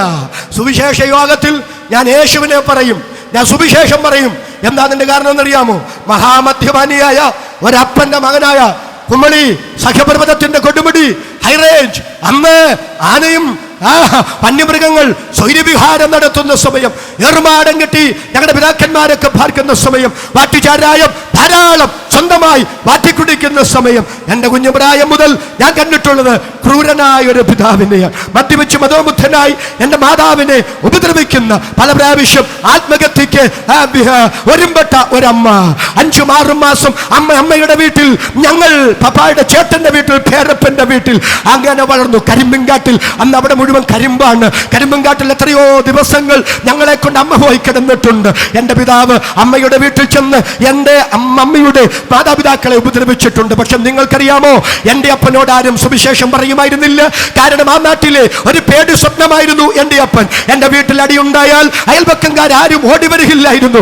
അത്രമാത്രം ഒറ്റപ്പെട്ട, എല്ലാവരാലും തള്ളപ്പെട്ട ജീവിതം നിരാശയുടെ പടുകുഴിയിൽ നിപതിക്കുന്ന സമയത്ത് ആരും വീട്ടിൽ സുവിശേഷം പറഞ്ഞിട്ടില്ല, ഒരു ഉപദേശിമാരും വന്നിട്ടില്ല. പക്ഷേ ഇതുപോലെ ഒരു യോഗം കുമ്പളി 6-ാം മൈൽ ഷാരോൺ ഗ്രൗണ്ടിൽ നടക്കുമ്പോൾ, എൻ്റെ അപ്പൻ 6-ാം മൈൽ ജംഗ്ഷനിൽ ഇങ്ങനെ നിൽക്കുമ്പോൾ ഹൃദയത്തിന്റെ അകത്തൊരു പ്രേരണ. മനുഷ്യരാരും പറയുകയല്ല, ഹൃദയത്തിന്റെ അകത്തിരുന്ന് ആരോ നിർബന്ധിക്കുന്നു, ആ യോഗത്തിന് പോ, ആ യോഗത്തിന് പോ, ആ യോഗത്തിന് പോ, ആ യോഗത്തിന് പോ എന്ന ഹൃദയത്തിന്റെ ആ നിർബന്ധ നിമിത്തം, ആരോ മനസ്സിന്റെ അകത്തിരുന്ന് ഫോഴ്സ് ചെലുത്തിയത് നിമിത്തം ആ യോഗത്തിൽ പോയി പുറകിലൊരു മരത്തിൽ ചാരി നിന്ന് ആ പ്രസംഗം കേട്ടു. പ്രസംഗം മുഴുവൻ ഉൾക്കൊണ്ടോന്ന് എനിക്കറിഞ്ഞുകൂടാ.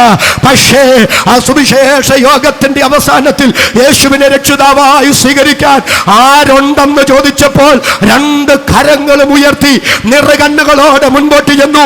യേശുവിനെ രക്ഷിതാവും കർത്താവുമായി സ്വീകരിച്ചു. അന്ന് ഒരു കെട്ട് തെറുപ്പ് വീടി എളിയിൽ ഇരിപ്പുണ്ടായിരുന്നു. എല്ലാവരുടെയും കാങ്കെ അത് ഒടിച്ചു കളഞ്ഞു. അന്ന് യേശുവിനെ രക്ഷിതാവായി സ്വീകരിച്ചു. അന്നാണ് എനിക്ക് മനസ്സിലായത്, എന്നെ സ്നേഹിക്കുന്ന ഒരപ്പനുണ്ടെന്ന്.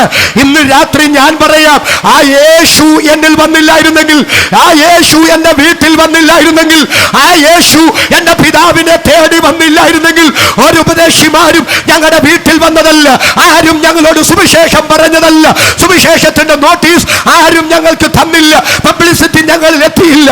എന്നാൽ 6-ാം മൈൽ ജംഗ്ഷനിൽ നിൽക്കുമ്പോൾ കരയുന്ന ഒരമ്മയെ കണ്ട ദൈവം, കുഞ്ഞുങ്ങളായ 4 പേരടങ്ങുന്ന ഞങ്ങളെ കണ്ട എന്റെ ദൈവം, എന്റെ അപ്പന്റെ അകത്ത് ആ യോഗത്തിൽ പോകാൻ നിയോഗം കൊടുത്ത്, ആ യോഗത്തിന്റെ അകത്ത് എന്റെ അപ്പന്റെ അകത്ത് രൂപാന്തരം കൊടുത്ത് ഈ കൃപയിലേക്ക് വന്നതുകൊണ്ടാണ് ഇന്ന് രാത്രി തിരുവനന്തപുരം പട്ടണത്തിന്റെ ഹൃദയഭാഗത്ത് ലജ്ജ കൂടാതെ, ആവേശം കൂടാതെ യേശുവിന്റെ ക്രൂശിൽ മകനെ ഇന്ന് രാത്രി ഞാൻ ഉയർത്തുക.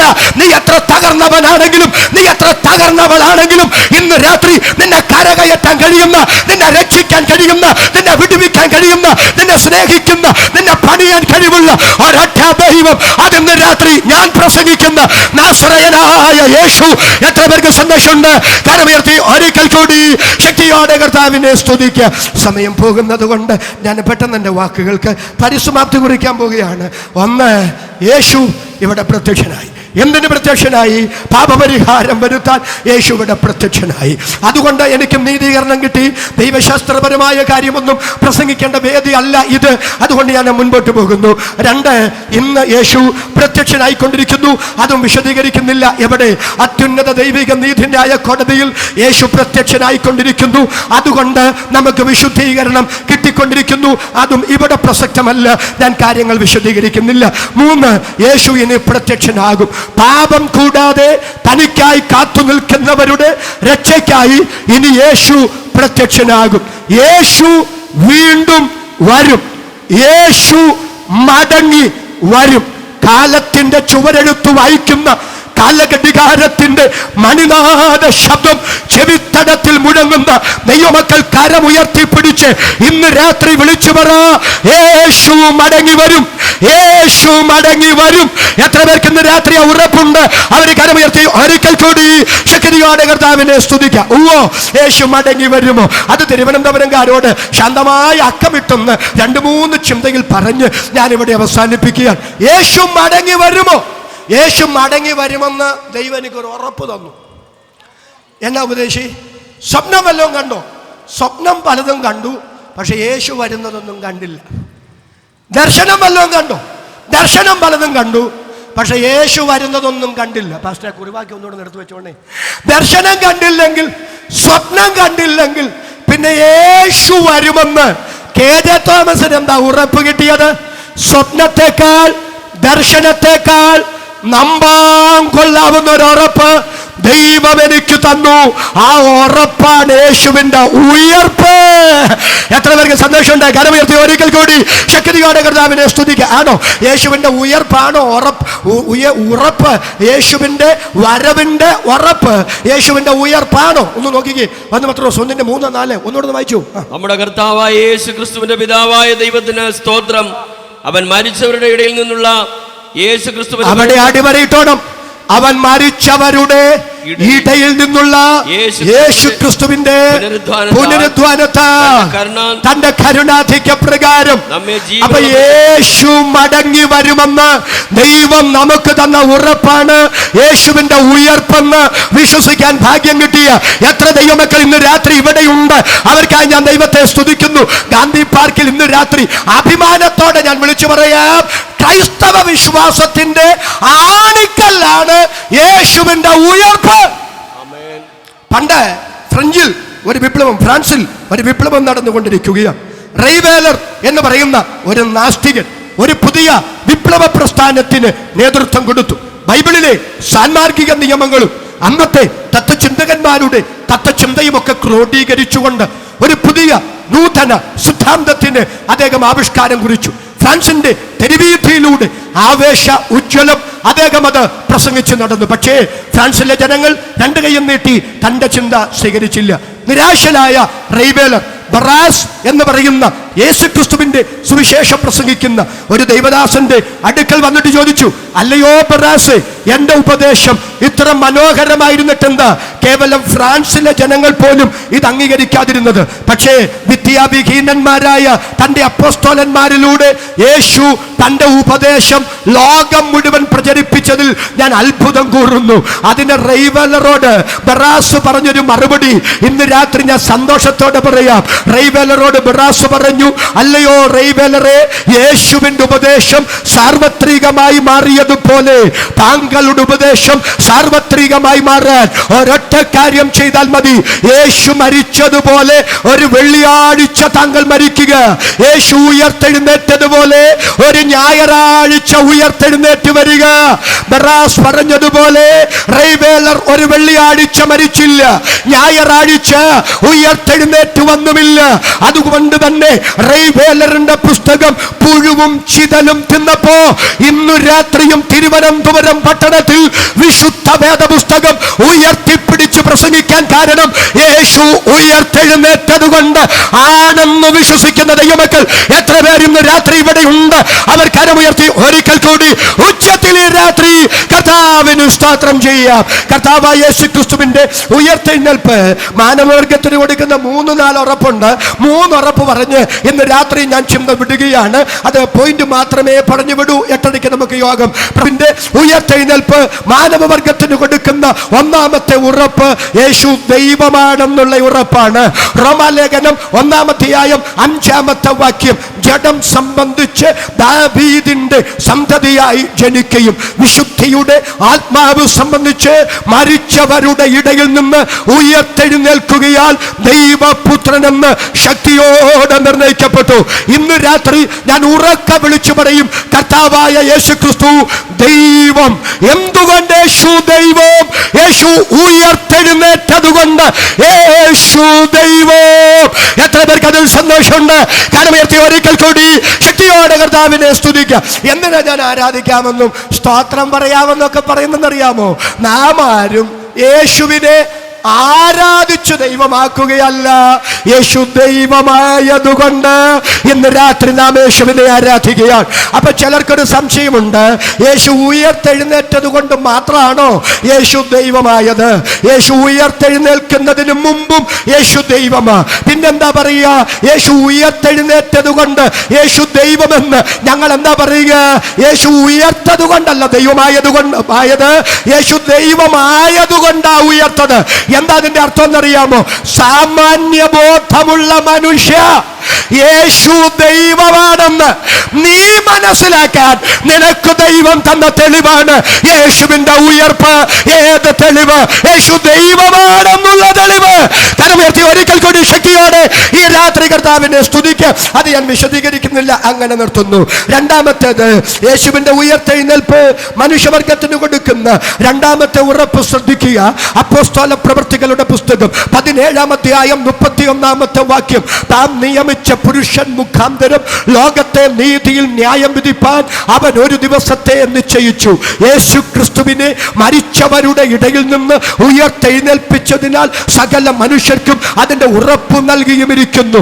യേശുവിന്റെ ഉയർപ്പ് മനുഷ്യവർഗത്തിന് കൊടുക്കുന്ന രണ്ടാമത്തെ ഉറപ്പ് ശാന്തമായി നിങ്ങൾ കേൾക്കുക. മനുഷ്യ മരിച്ചു മണിക്കൂറുകൾ കഴിയുമ്പോൾ കോടിക്കണക്കിന് ബാക്ടീരിയ താങ്കളുടെ ശരീരത്തിൽ പ്രവേശിച്ച് ചീഞ്ഞു നാറി മണ്ണിന് വളമായി നിങ്ങൾ ഇവിടം കൊണ്ട് നീറി ഒടുങ്ങേണ്ടുന്ന ഒരു വ്യക്തിത്വമല്ല. നിങ്ങളുടെ തലയ്ക്ക് മുകളിൽ കുഴിമാടത്തിനപ്പുറത്ത് നിങ്ങൾക്കൊരു ജീവിതമുണ്ട്. വിശദീകരിക്കാൻ ഞാൻ മുതിരാത്തത് കൊണ്ട് പറയുന്നു, നിങ്ങൾക്ക് സർവ്വലോകത്തെക്കാൾ വിലപിടിപ്പുള്ള ഒരാത്മാവുണ്ട്. നിങ്ങളുടെ തലയ്ക്ക് മുകളിൽ ചക്രവാള സീമയ്ക്കപ്പുറത്ത് സ്വർഗമുണ്ട്, നരകമുണ്ട്, ഭയാനക ന്യായവിധിയുണ്ട്. ചിലരൊക്കെ പറയുന്നത് ഞാൻ കേട്ടിട്ടുണ്ട്, സ്വർഗം ഇവിടെ തന്നെയാണ്, നരകം ഇവിടെ തന്നെയാണ്, ന്യായവിധി ഉണ്ടെന്നൊക്കെ പറഞ്ഞ് മനുഷ്യനെ പേടിപ്പിച്ചു കൊണ്ടിരിക്കുകയാണ്. ഇന്ന് രാത്രി അതിന് ഒറ്റ മറുപടി പറഞ്ഞ് ഞാൻ എൻ്റെ ആ സന്ദേശത്തിന് പരിസമാപ്തി കുറിക്കട്ടെ. ദൈവമില്ലെന്ന് ഞാൻ പറയാം, വേദപുസ്തകം തെറ്റാന്ന് ഞാൻ പറയാം, മനുഷ്യൻ ആത്മാവില്ലെന്ന് ഞാൻ പറയാം, സ്വർഗമില്ലെന്ന് ഞാൻ പറയാം, നരകമില്ലെന്ന് ഞാൻ പറയാം, ന്യായവിധി ഇല്ലെന്ന് ഞാൻ പറയാം, മരണം കൊണ്ടെല്ലാം അവസാനിച്ചു എന്ന് ഞാൻ തീർത്തു പറയാം. അത് പറയണമെങ്കിൽ പാലസ്തീനിൽ ഒരു കല്ലറ തുറക്കാതെ കിടക്കണം. എന്നാൽ ഇന്ന് രാത്രി ഞാൻ ഈ സുവിശേഷം പ്രസംഗിക്കുന്ന സമയത്തും അവൻ ഇവിടെയില്ല, അവൻ ഉയർത്തെഴുന്നേറ്റിരിക്കുന്നു എന്ന് ഉറക്കെ പ്രഖ്യാപിച്ച് യേശുവിന്റെ കല്ലറ മലർക്ക തുറന്നു കിടക്കുന്നെങ്കിൽ ഇന്ന് രാത്രി വേദപുസ്തകം ഉയർത്തിപ്പിടിച്ച് ഞാൻ പറയും, വേദപുസ്തകം സത്യമാണ്. ദൈവം ഉണ്ട്, സ്വർഗമുണ്ട്, നരകമുണ്ട്, ന്യായവിധിയുണ്ട്, മനുഷ്യൻ ആത്മാവുണ്ട്, കുഴിമാടത്തിനപ്പുറത്തൊരു ജീവിതമുണ്ട്. എത്ര പേർക്ക് സന്തോഷമുണ്ട്? കരമുയർത്തി ഒരിക്കൽ കൂടി ശക്തിയോടെ കർത്താവിന് സ്തോത്രം ചെയ്യുക. അതുകൊണ്ട് ഇന്ന് രാത്രി സുഹൃത്തെ പേടിപ്പിക്കാൻ പറയുകയല്ല, യാഥാർത്ഥ്യം വിളിച്ചു പറയുകയാണ്. ദൈവത്തെ ഭയപ്പെട്ട് ജീവിക്കുക. കുഴിമാടത്തിനപ്പുറത്തൊരു ജീവിതമുണ്ട്. ഇവിടെ ആരും ആരെയും ബോധ്യപ്പെടുത്താൻ ജീവിക്കണ്ട. ഇവിടെ ആരും ആരെയും പേടിച്ച് ജീവിക്കണ്ട. ഇവിടെ ആരും ആരെയും കണ്ണുകെട്ടി ജീവിക്കണ്ട.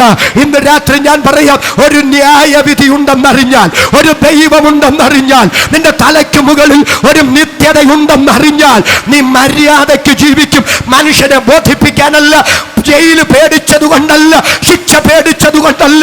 ഇവിടുത്തെ സകല നീതിന്യായ കോടതിയിൽ നിന്നും വിദഗ്ധമായി രക്ഷപ്പെട്ടാലും ഇവിടെ രാഷ്ട്രീയ സ്വാധീനം കൊണ്ടും പണം കൊണ്ടും പ്രതാപം കൊണ്ടും കാര്യങ്ങളൊക്കെ മൂടിവെച്ചാലും ഒരു കാര്യം ഇന്ന് രാത്രി ഞാൻ പറയാം, ഒന്നും മൂടപ്പെടില്ല കേട്ടോ.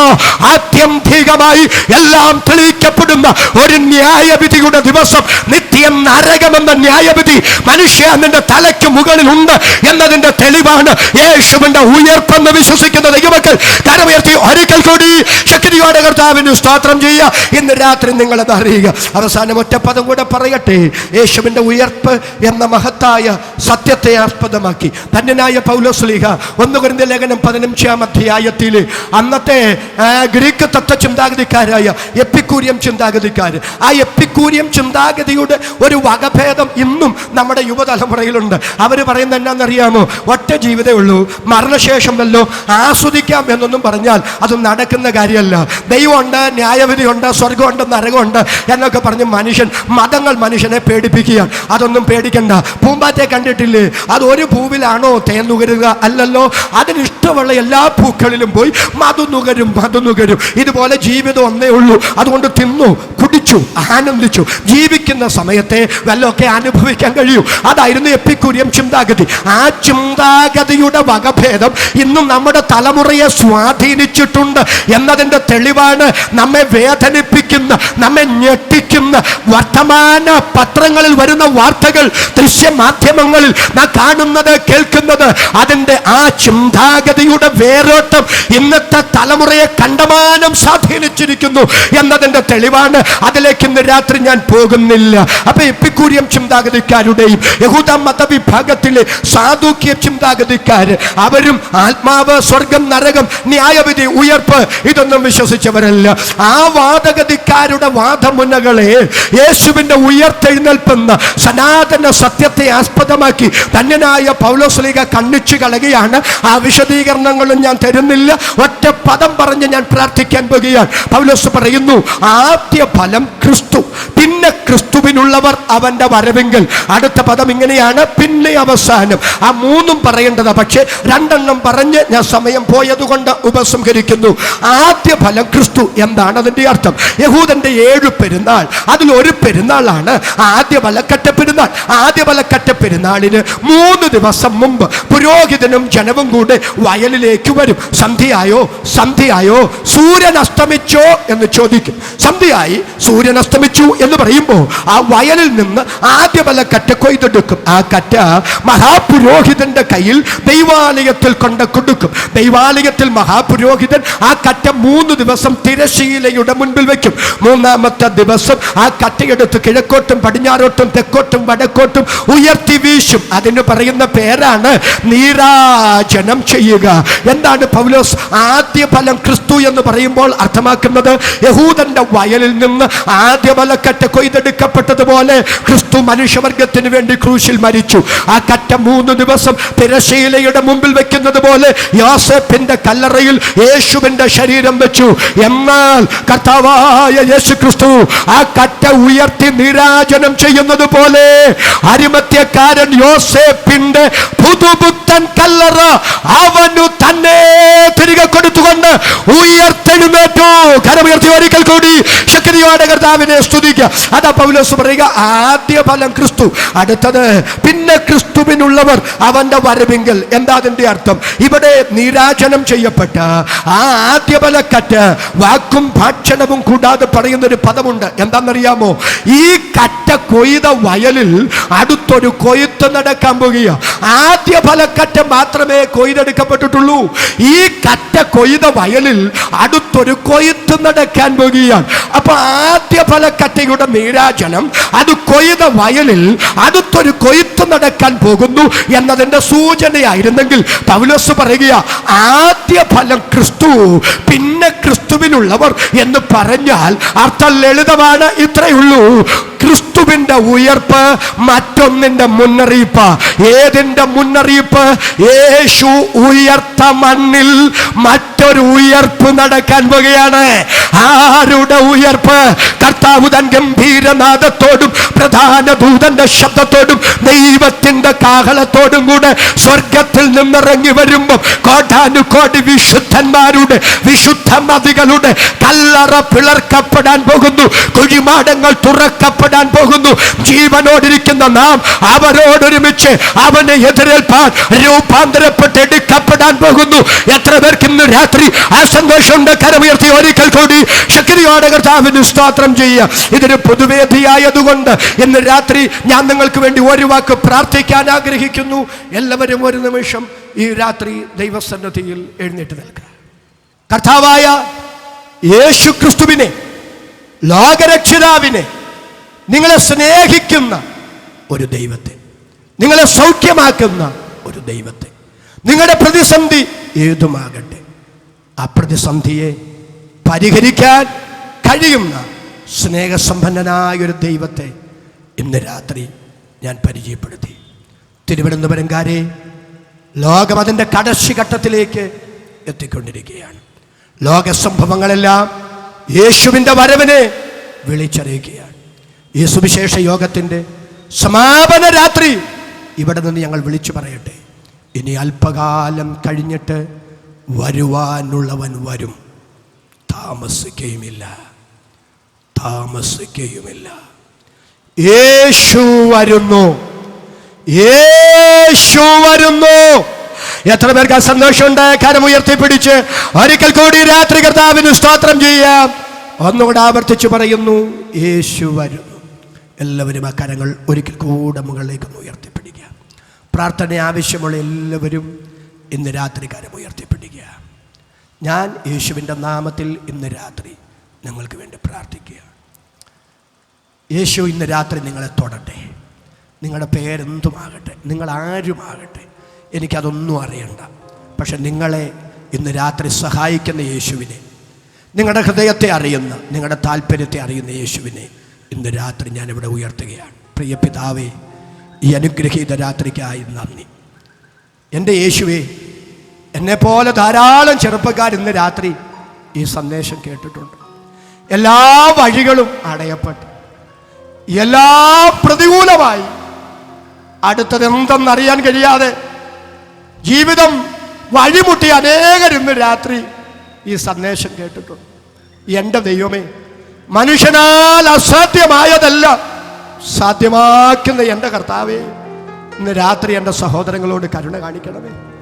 മദ്യപാനത്തിൻ്റെയോ ലഹരി പദാർത്ഥങ്ങളുടെയോ ദുരുപയോഗത്തിൽ കർത്താവേ ചതിക്കപ്പെട്ടും വഞ്ചിക്കപ്പെട്ടും ജീവിതത്തിൽ കരകയറാൻ കഴിയാതെ, ജീവിതത്തെ നിയന്ത്രിക്കാൻ കഴിയാതെ ഇന്ന് രാത്രി തകർന്നവരാരെങ്കിലും ഈ സന്ദേശം കേട്ടിട്ടുണ്ടെങ്കിൽ എൻ്റെ കുടുംബത്തെ വിടുവിച്ച യേശുവേ, ഞങ്ങളോട് കരുണ കാണിച്ച യേശുവേ, ഇന്ന് രാത്രി സഹോദരങ്ങൾക്കായി ഞങ്ങൾ ഒരുമിച്ച് പ്രാർത്ഥിക്കുന്നു.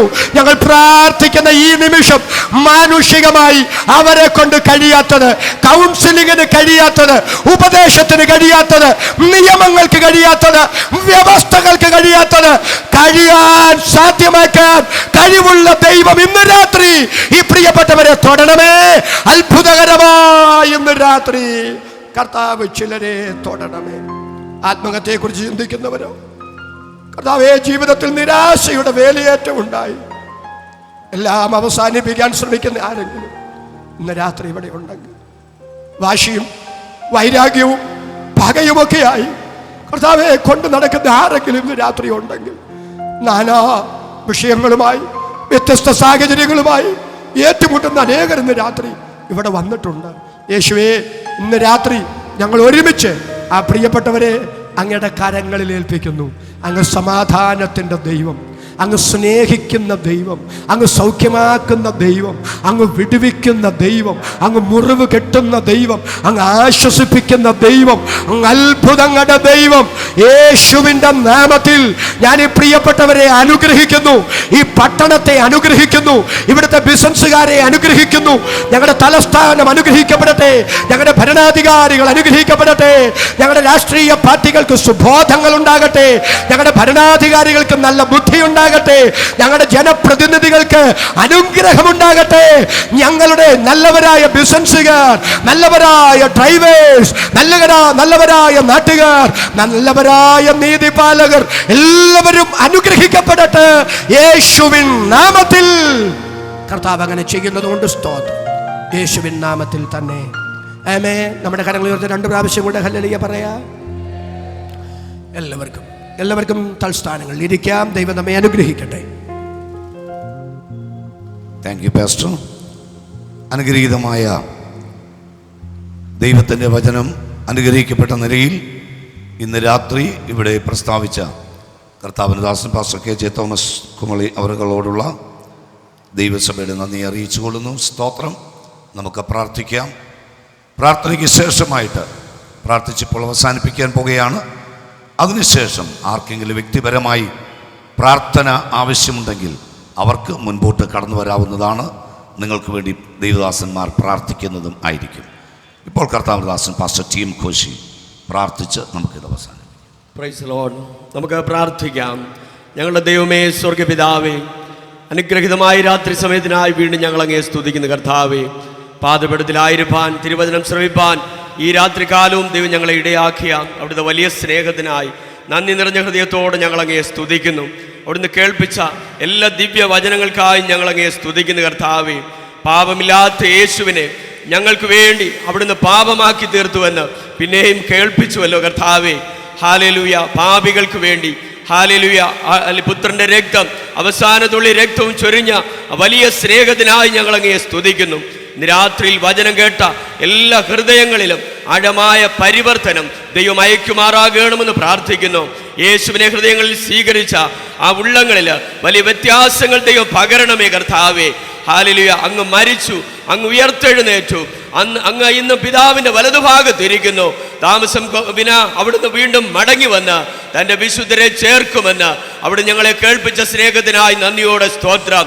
ഈ വചനം ഇന്ന് രാത്രികാലം കേട്ട് എല്ലാവരും ആ വരവിന് വേണ്ടി ഒരുക്കപ്പെടുവാൻ സ്വർഗമിടയാക്കുമാറാകണമെന്ന് പ്രാർത്ഥിക്കുന്നു. രോഗത്തോടെ, ഭാരത്തോടെ, വിവിധ വിഷയങ്ങളോടെ, കുടുംബത്തിൽ സമാധാനമില്ലാതെ, സ്വസ്ഥതയില്ലാതെ, പലതിനും അടിമകളായി ഹല്ലേലൂയ ആയിരിക്കുന്നവർ കേട്ടിട്ടുള്ള എല്ലാവരുടെ ജീവിതത്തിലും ഇന്ന് രാത്രിയിൽ തിരുവചനം കടന്നു ചെന്നിരിക്കാൻ ഞങ്ങളങ്ങേ സ്തുതിക്കുന്നു. കർത്താവേ, ഇതുവരെ അവരായിരുന്നത് പോലെയല്ല, ഇന്ന് മുതൽ അവർ വ്യത്യസ്തരായി തീരുവാൻ പരിശുദ്ധാത്മാവിന്റെ സാന്നിധ്യം അവരുടെ മേൽ അവിടുന്ന് പകർന്നിരിക്കാൻ നന്ദിയോടെ സ്തോത്രം. ഒരു പുത്തൻ അഭിഷേകം അവരുടെ കൂടെ ഉണ്ടായിരിക്കണമെന്ന് പ്രാർത്ഥിക്കുന്നു. കടന്നു വന്ന എല്ലാവരെയും അനുഗ്രഹിക്കണമേ. തിരുവചനം പ്രസ്താവിപ്പാൻ അങ്ങയുടെ വിലപ്പെട്ട ദാസനെ ഇന്ന് രാത്രികാലം അവിടുന്ന് അയച്ച് ഞങ്ങൾക്ക് ആ വചനം വിളമ്പി തന്നതിനാൽ നന്ദിയോടെ സ്തോത്രം. ശക്തമായി പിന്നെയും ഉപയോഗിക്കണം. മടക്കി യാത്രയിൽ അവിടുന്ന് കൂടെ ഇരുന്ന് സഹായിക്കണമെന്ന് പ്രാർത്ഥിക്കുന്നു. കഴിഞ്ഞ ദിവസങ്ങളിൽ കടന്നു വന്ന എല്ലാ ദൈവദാസന്മാർക്കായും ഞങ്ങളങ്ങേ സ്തുതിക്കുന്നു. കർത്താവെ, പകർന്ന എല്ലാ വിടുതലിനായി ഞങ്ങളങ്ങേ സ്തുതിക്കുന്നു. കാലാവസ്ഥ അനുകൂലമാക്കി തീർത്തതിനാൽ ഞങ്ങളങ്ങേ സ്തുതിക്കുന്നു. ദൈവം എല്ലാറ്റിൻ്റെയും നിയന്ത്രണം ഏറ്റെടുത്തതിനാൽ ഞങ്ങളങ്ങേ സ്തുതിക്കുന്നു. പാടുവാൻ കർത്താവെ മ്യൂസിക് ടീമിനെ അവിടുന്ന് കരങ്ങളിൽ എടുത്തതിനാൽ നന്ദിയോടെ സ്തോത്രം. എല്ലാ വിഷയങ്ങളും തൃക്കരങ്ങളിൽ ഏൽപ്പിക്കുന്നു. അധ്യക്ഷത വഹിപ്പാൻ അവിടുത്തെ വിലപ്പെട്ട ദാസനെയും അവിടുന്ന് കരങ്ങളിൽ എടുത്തതിനാൽ നന്ദിയോടെ സ്തോത്രം. തൃക്കരങ്ങളിൽ എല്ലാ വിഷയങ്ങളും ഏൽപ്പിക്കുന്നേ നാഥ. പ്രാർത്ഥന കേട്ടതിനാൽ സ്തോത്രം. മാനവും മഹത്വവും കർത്താവിന് തരുന്നു. സകലതും യേശു ക്രിസ്തുവിൻ വിലയേറിയ നാമത്തിൽ അപേക്ഷിക്കുന്നു. കേൾക്കുമാറാകണമേ സ്വർഗ്ഗപിതാവേ. ആമേൻ. പിതാവായ ദൈവത്തിൻ്റെ സ്നേഹവും പുത്രനായ യേശു ക്രിസ്തുവിൻ്റെ കൃപയും പരിശുദ്ധാത്മാവിൻ്റെ കൂട്ടായ്മയും നാം ഓരോരുത്തരുടെ മേൽ ഓർത്ത് പ്രാർത്ഥിച്ച സകല വിഷയങ്ങളുടെ മേൽ ഈ തിരുവനന്തപുരം പട്ടണത്തിന്മേൽ ഇന്ന് രാത്രി കർത്താവേ നിന്റെ വചനം ശ്രവിച്ച എല്ലാവരുടെ മേൽ ഇന്നും എന്നേക്കും കർത്താവിൻ്റെ രണ്ടാമത്തെ വരവരെയും ഉണ്ടായിരിക്കുമാറാകട്ടെ. ആമേൻ.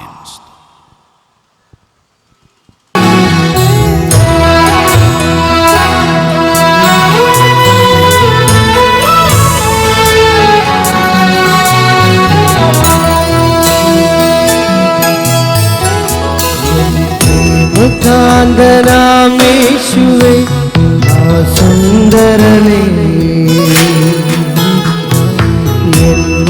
കാന്തിയിൻ പ്രിയനേ എന്നാശ്ചര്യമേ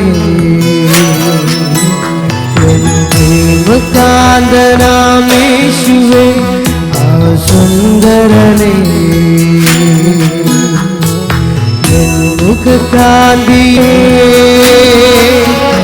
എൻ നയനങ്ങൾക്കതിമോദം രൂപമേ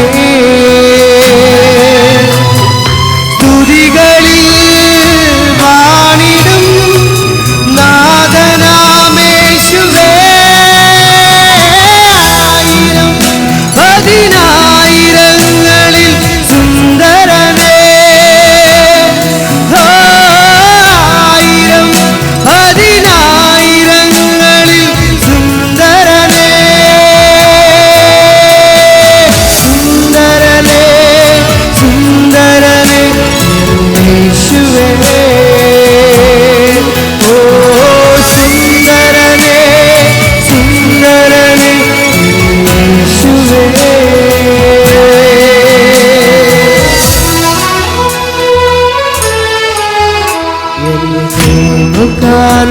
കാന്തനാമേശുവേ ആ സുന്ദരനേ മുഖകാന്തിയിൻ പ്രിയനേ എന്നാശ്ചര്യമേ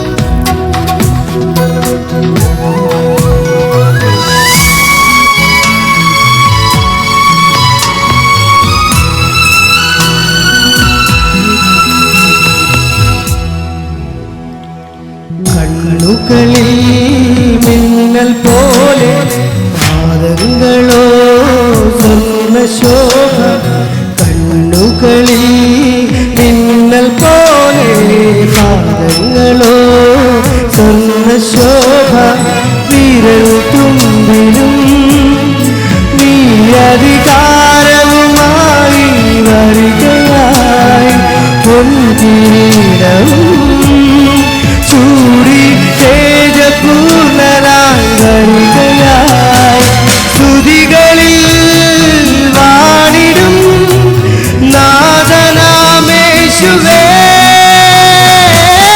ആയിരം പതിനായിരങ്ങളിൽ സുന്ദരനേ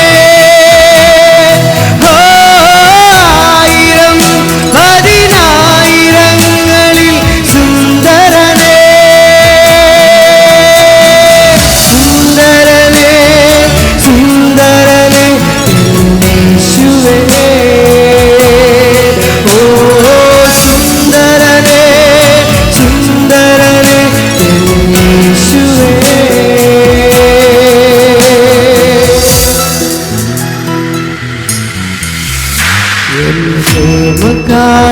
കാന്തനാമേശുവേ ആ സുന്ദരനേ മുഖകാന്തിയിൻ പ്രിയനേ എന്നാശ്ചര്യമേ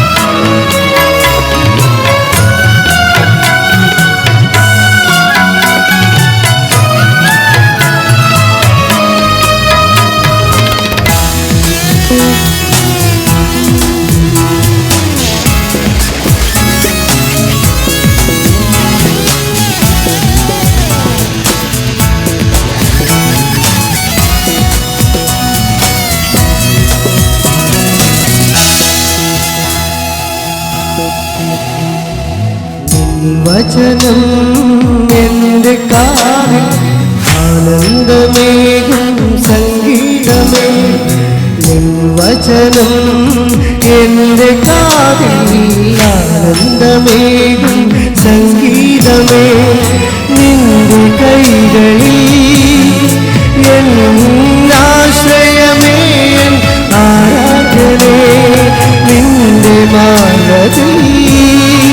എൻ വിശ്രമമേ എൻ സർവസ്വമേ സ്തുതികളിൽ വാണിടും നാഥനാമേശുവേ ആയിരം പതിനായിരങ്ങളിൽ സുന്ദരനേ ആയിരം പതിനായിരങ്ങളിൽ സുന്ദരനേ സുന്ദരനേ സുന്ദരനേ യേശുവേ ഓ സുന്ദരനേ സുന്ദരനേ യേശുവേ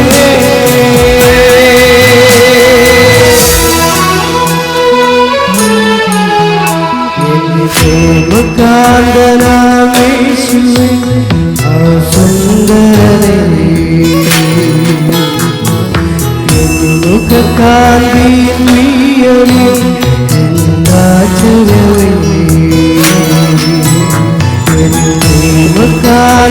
പ്രേമകാന്തനാമേശുവേ ആ സുന്ദരനേ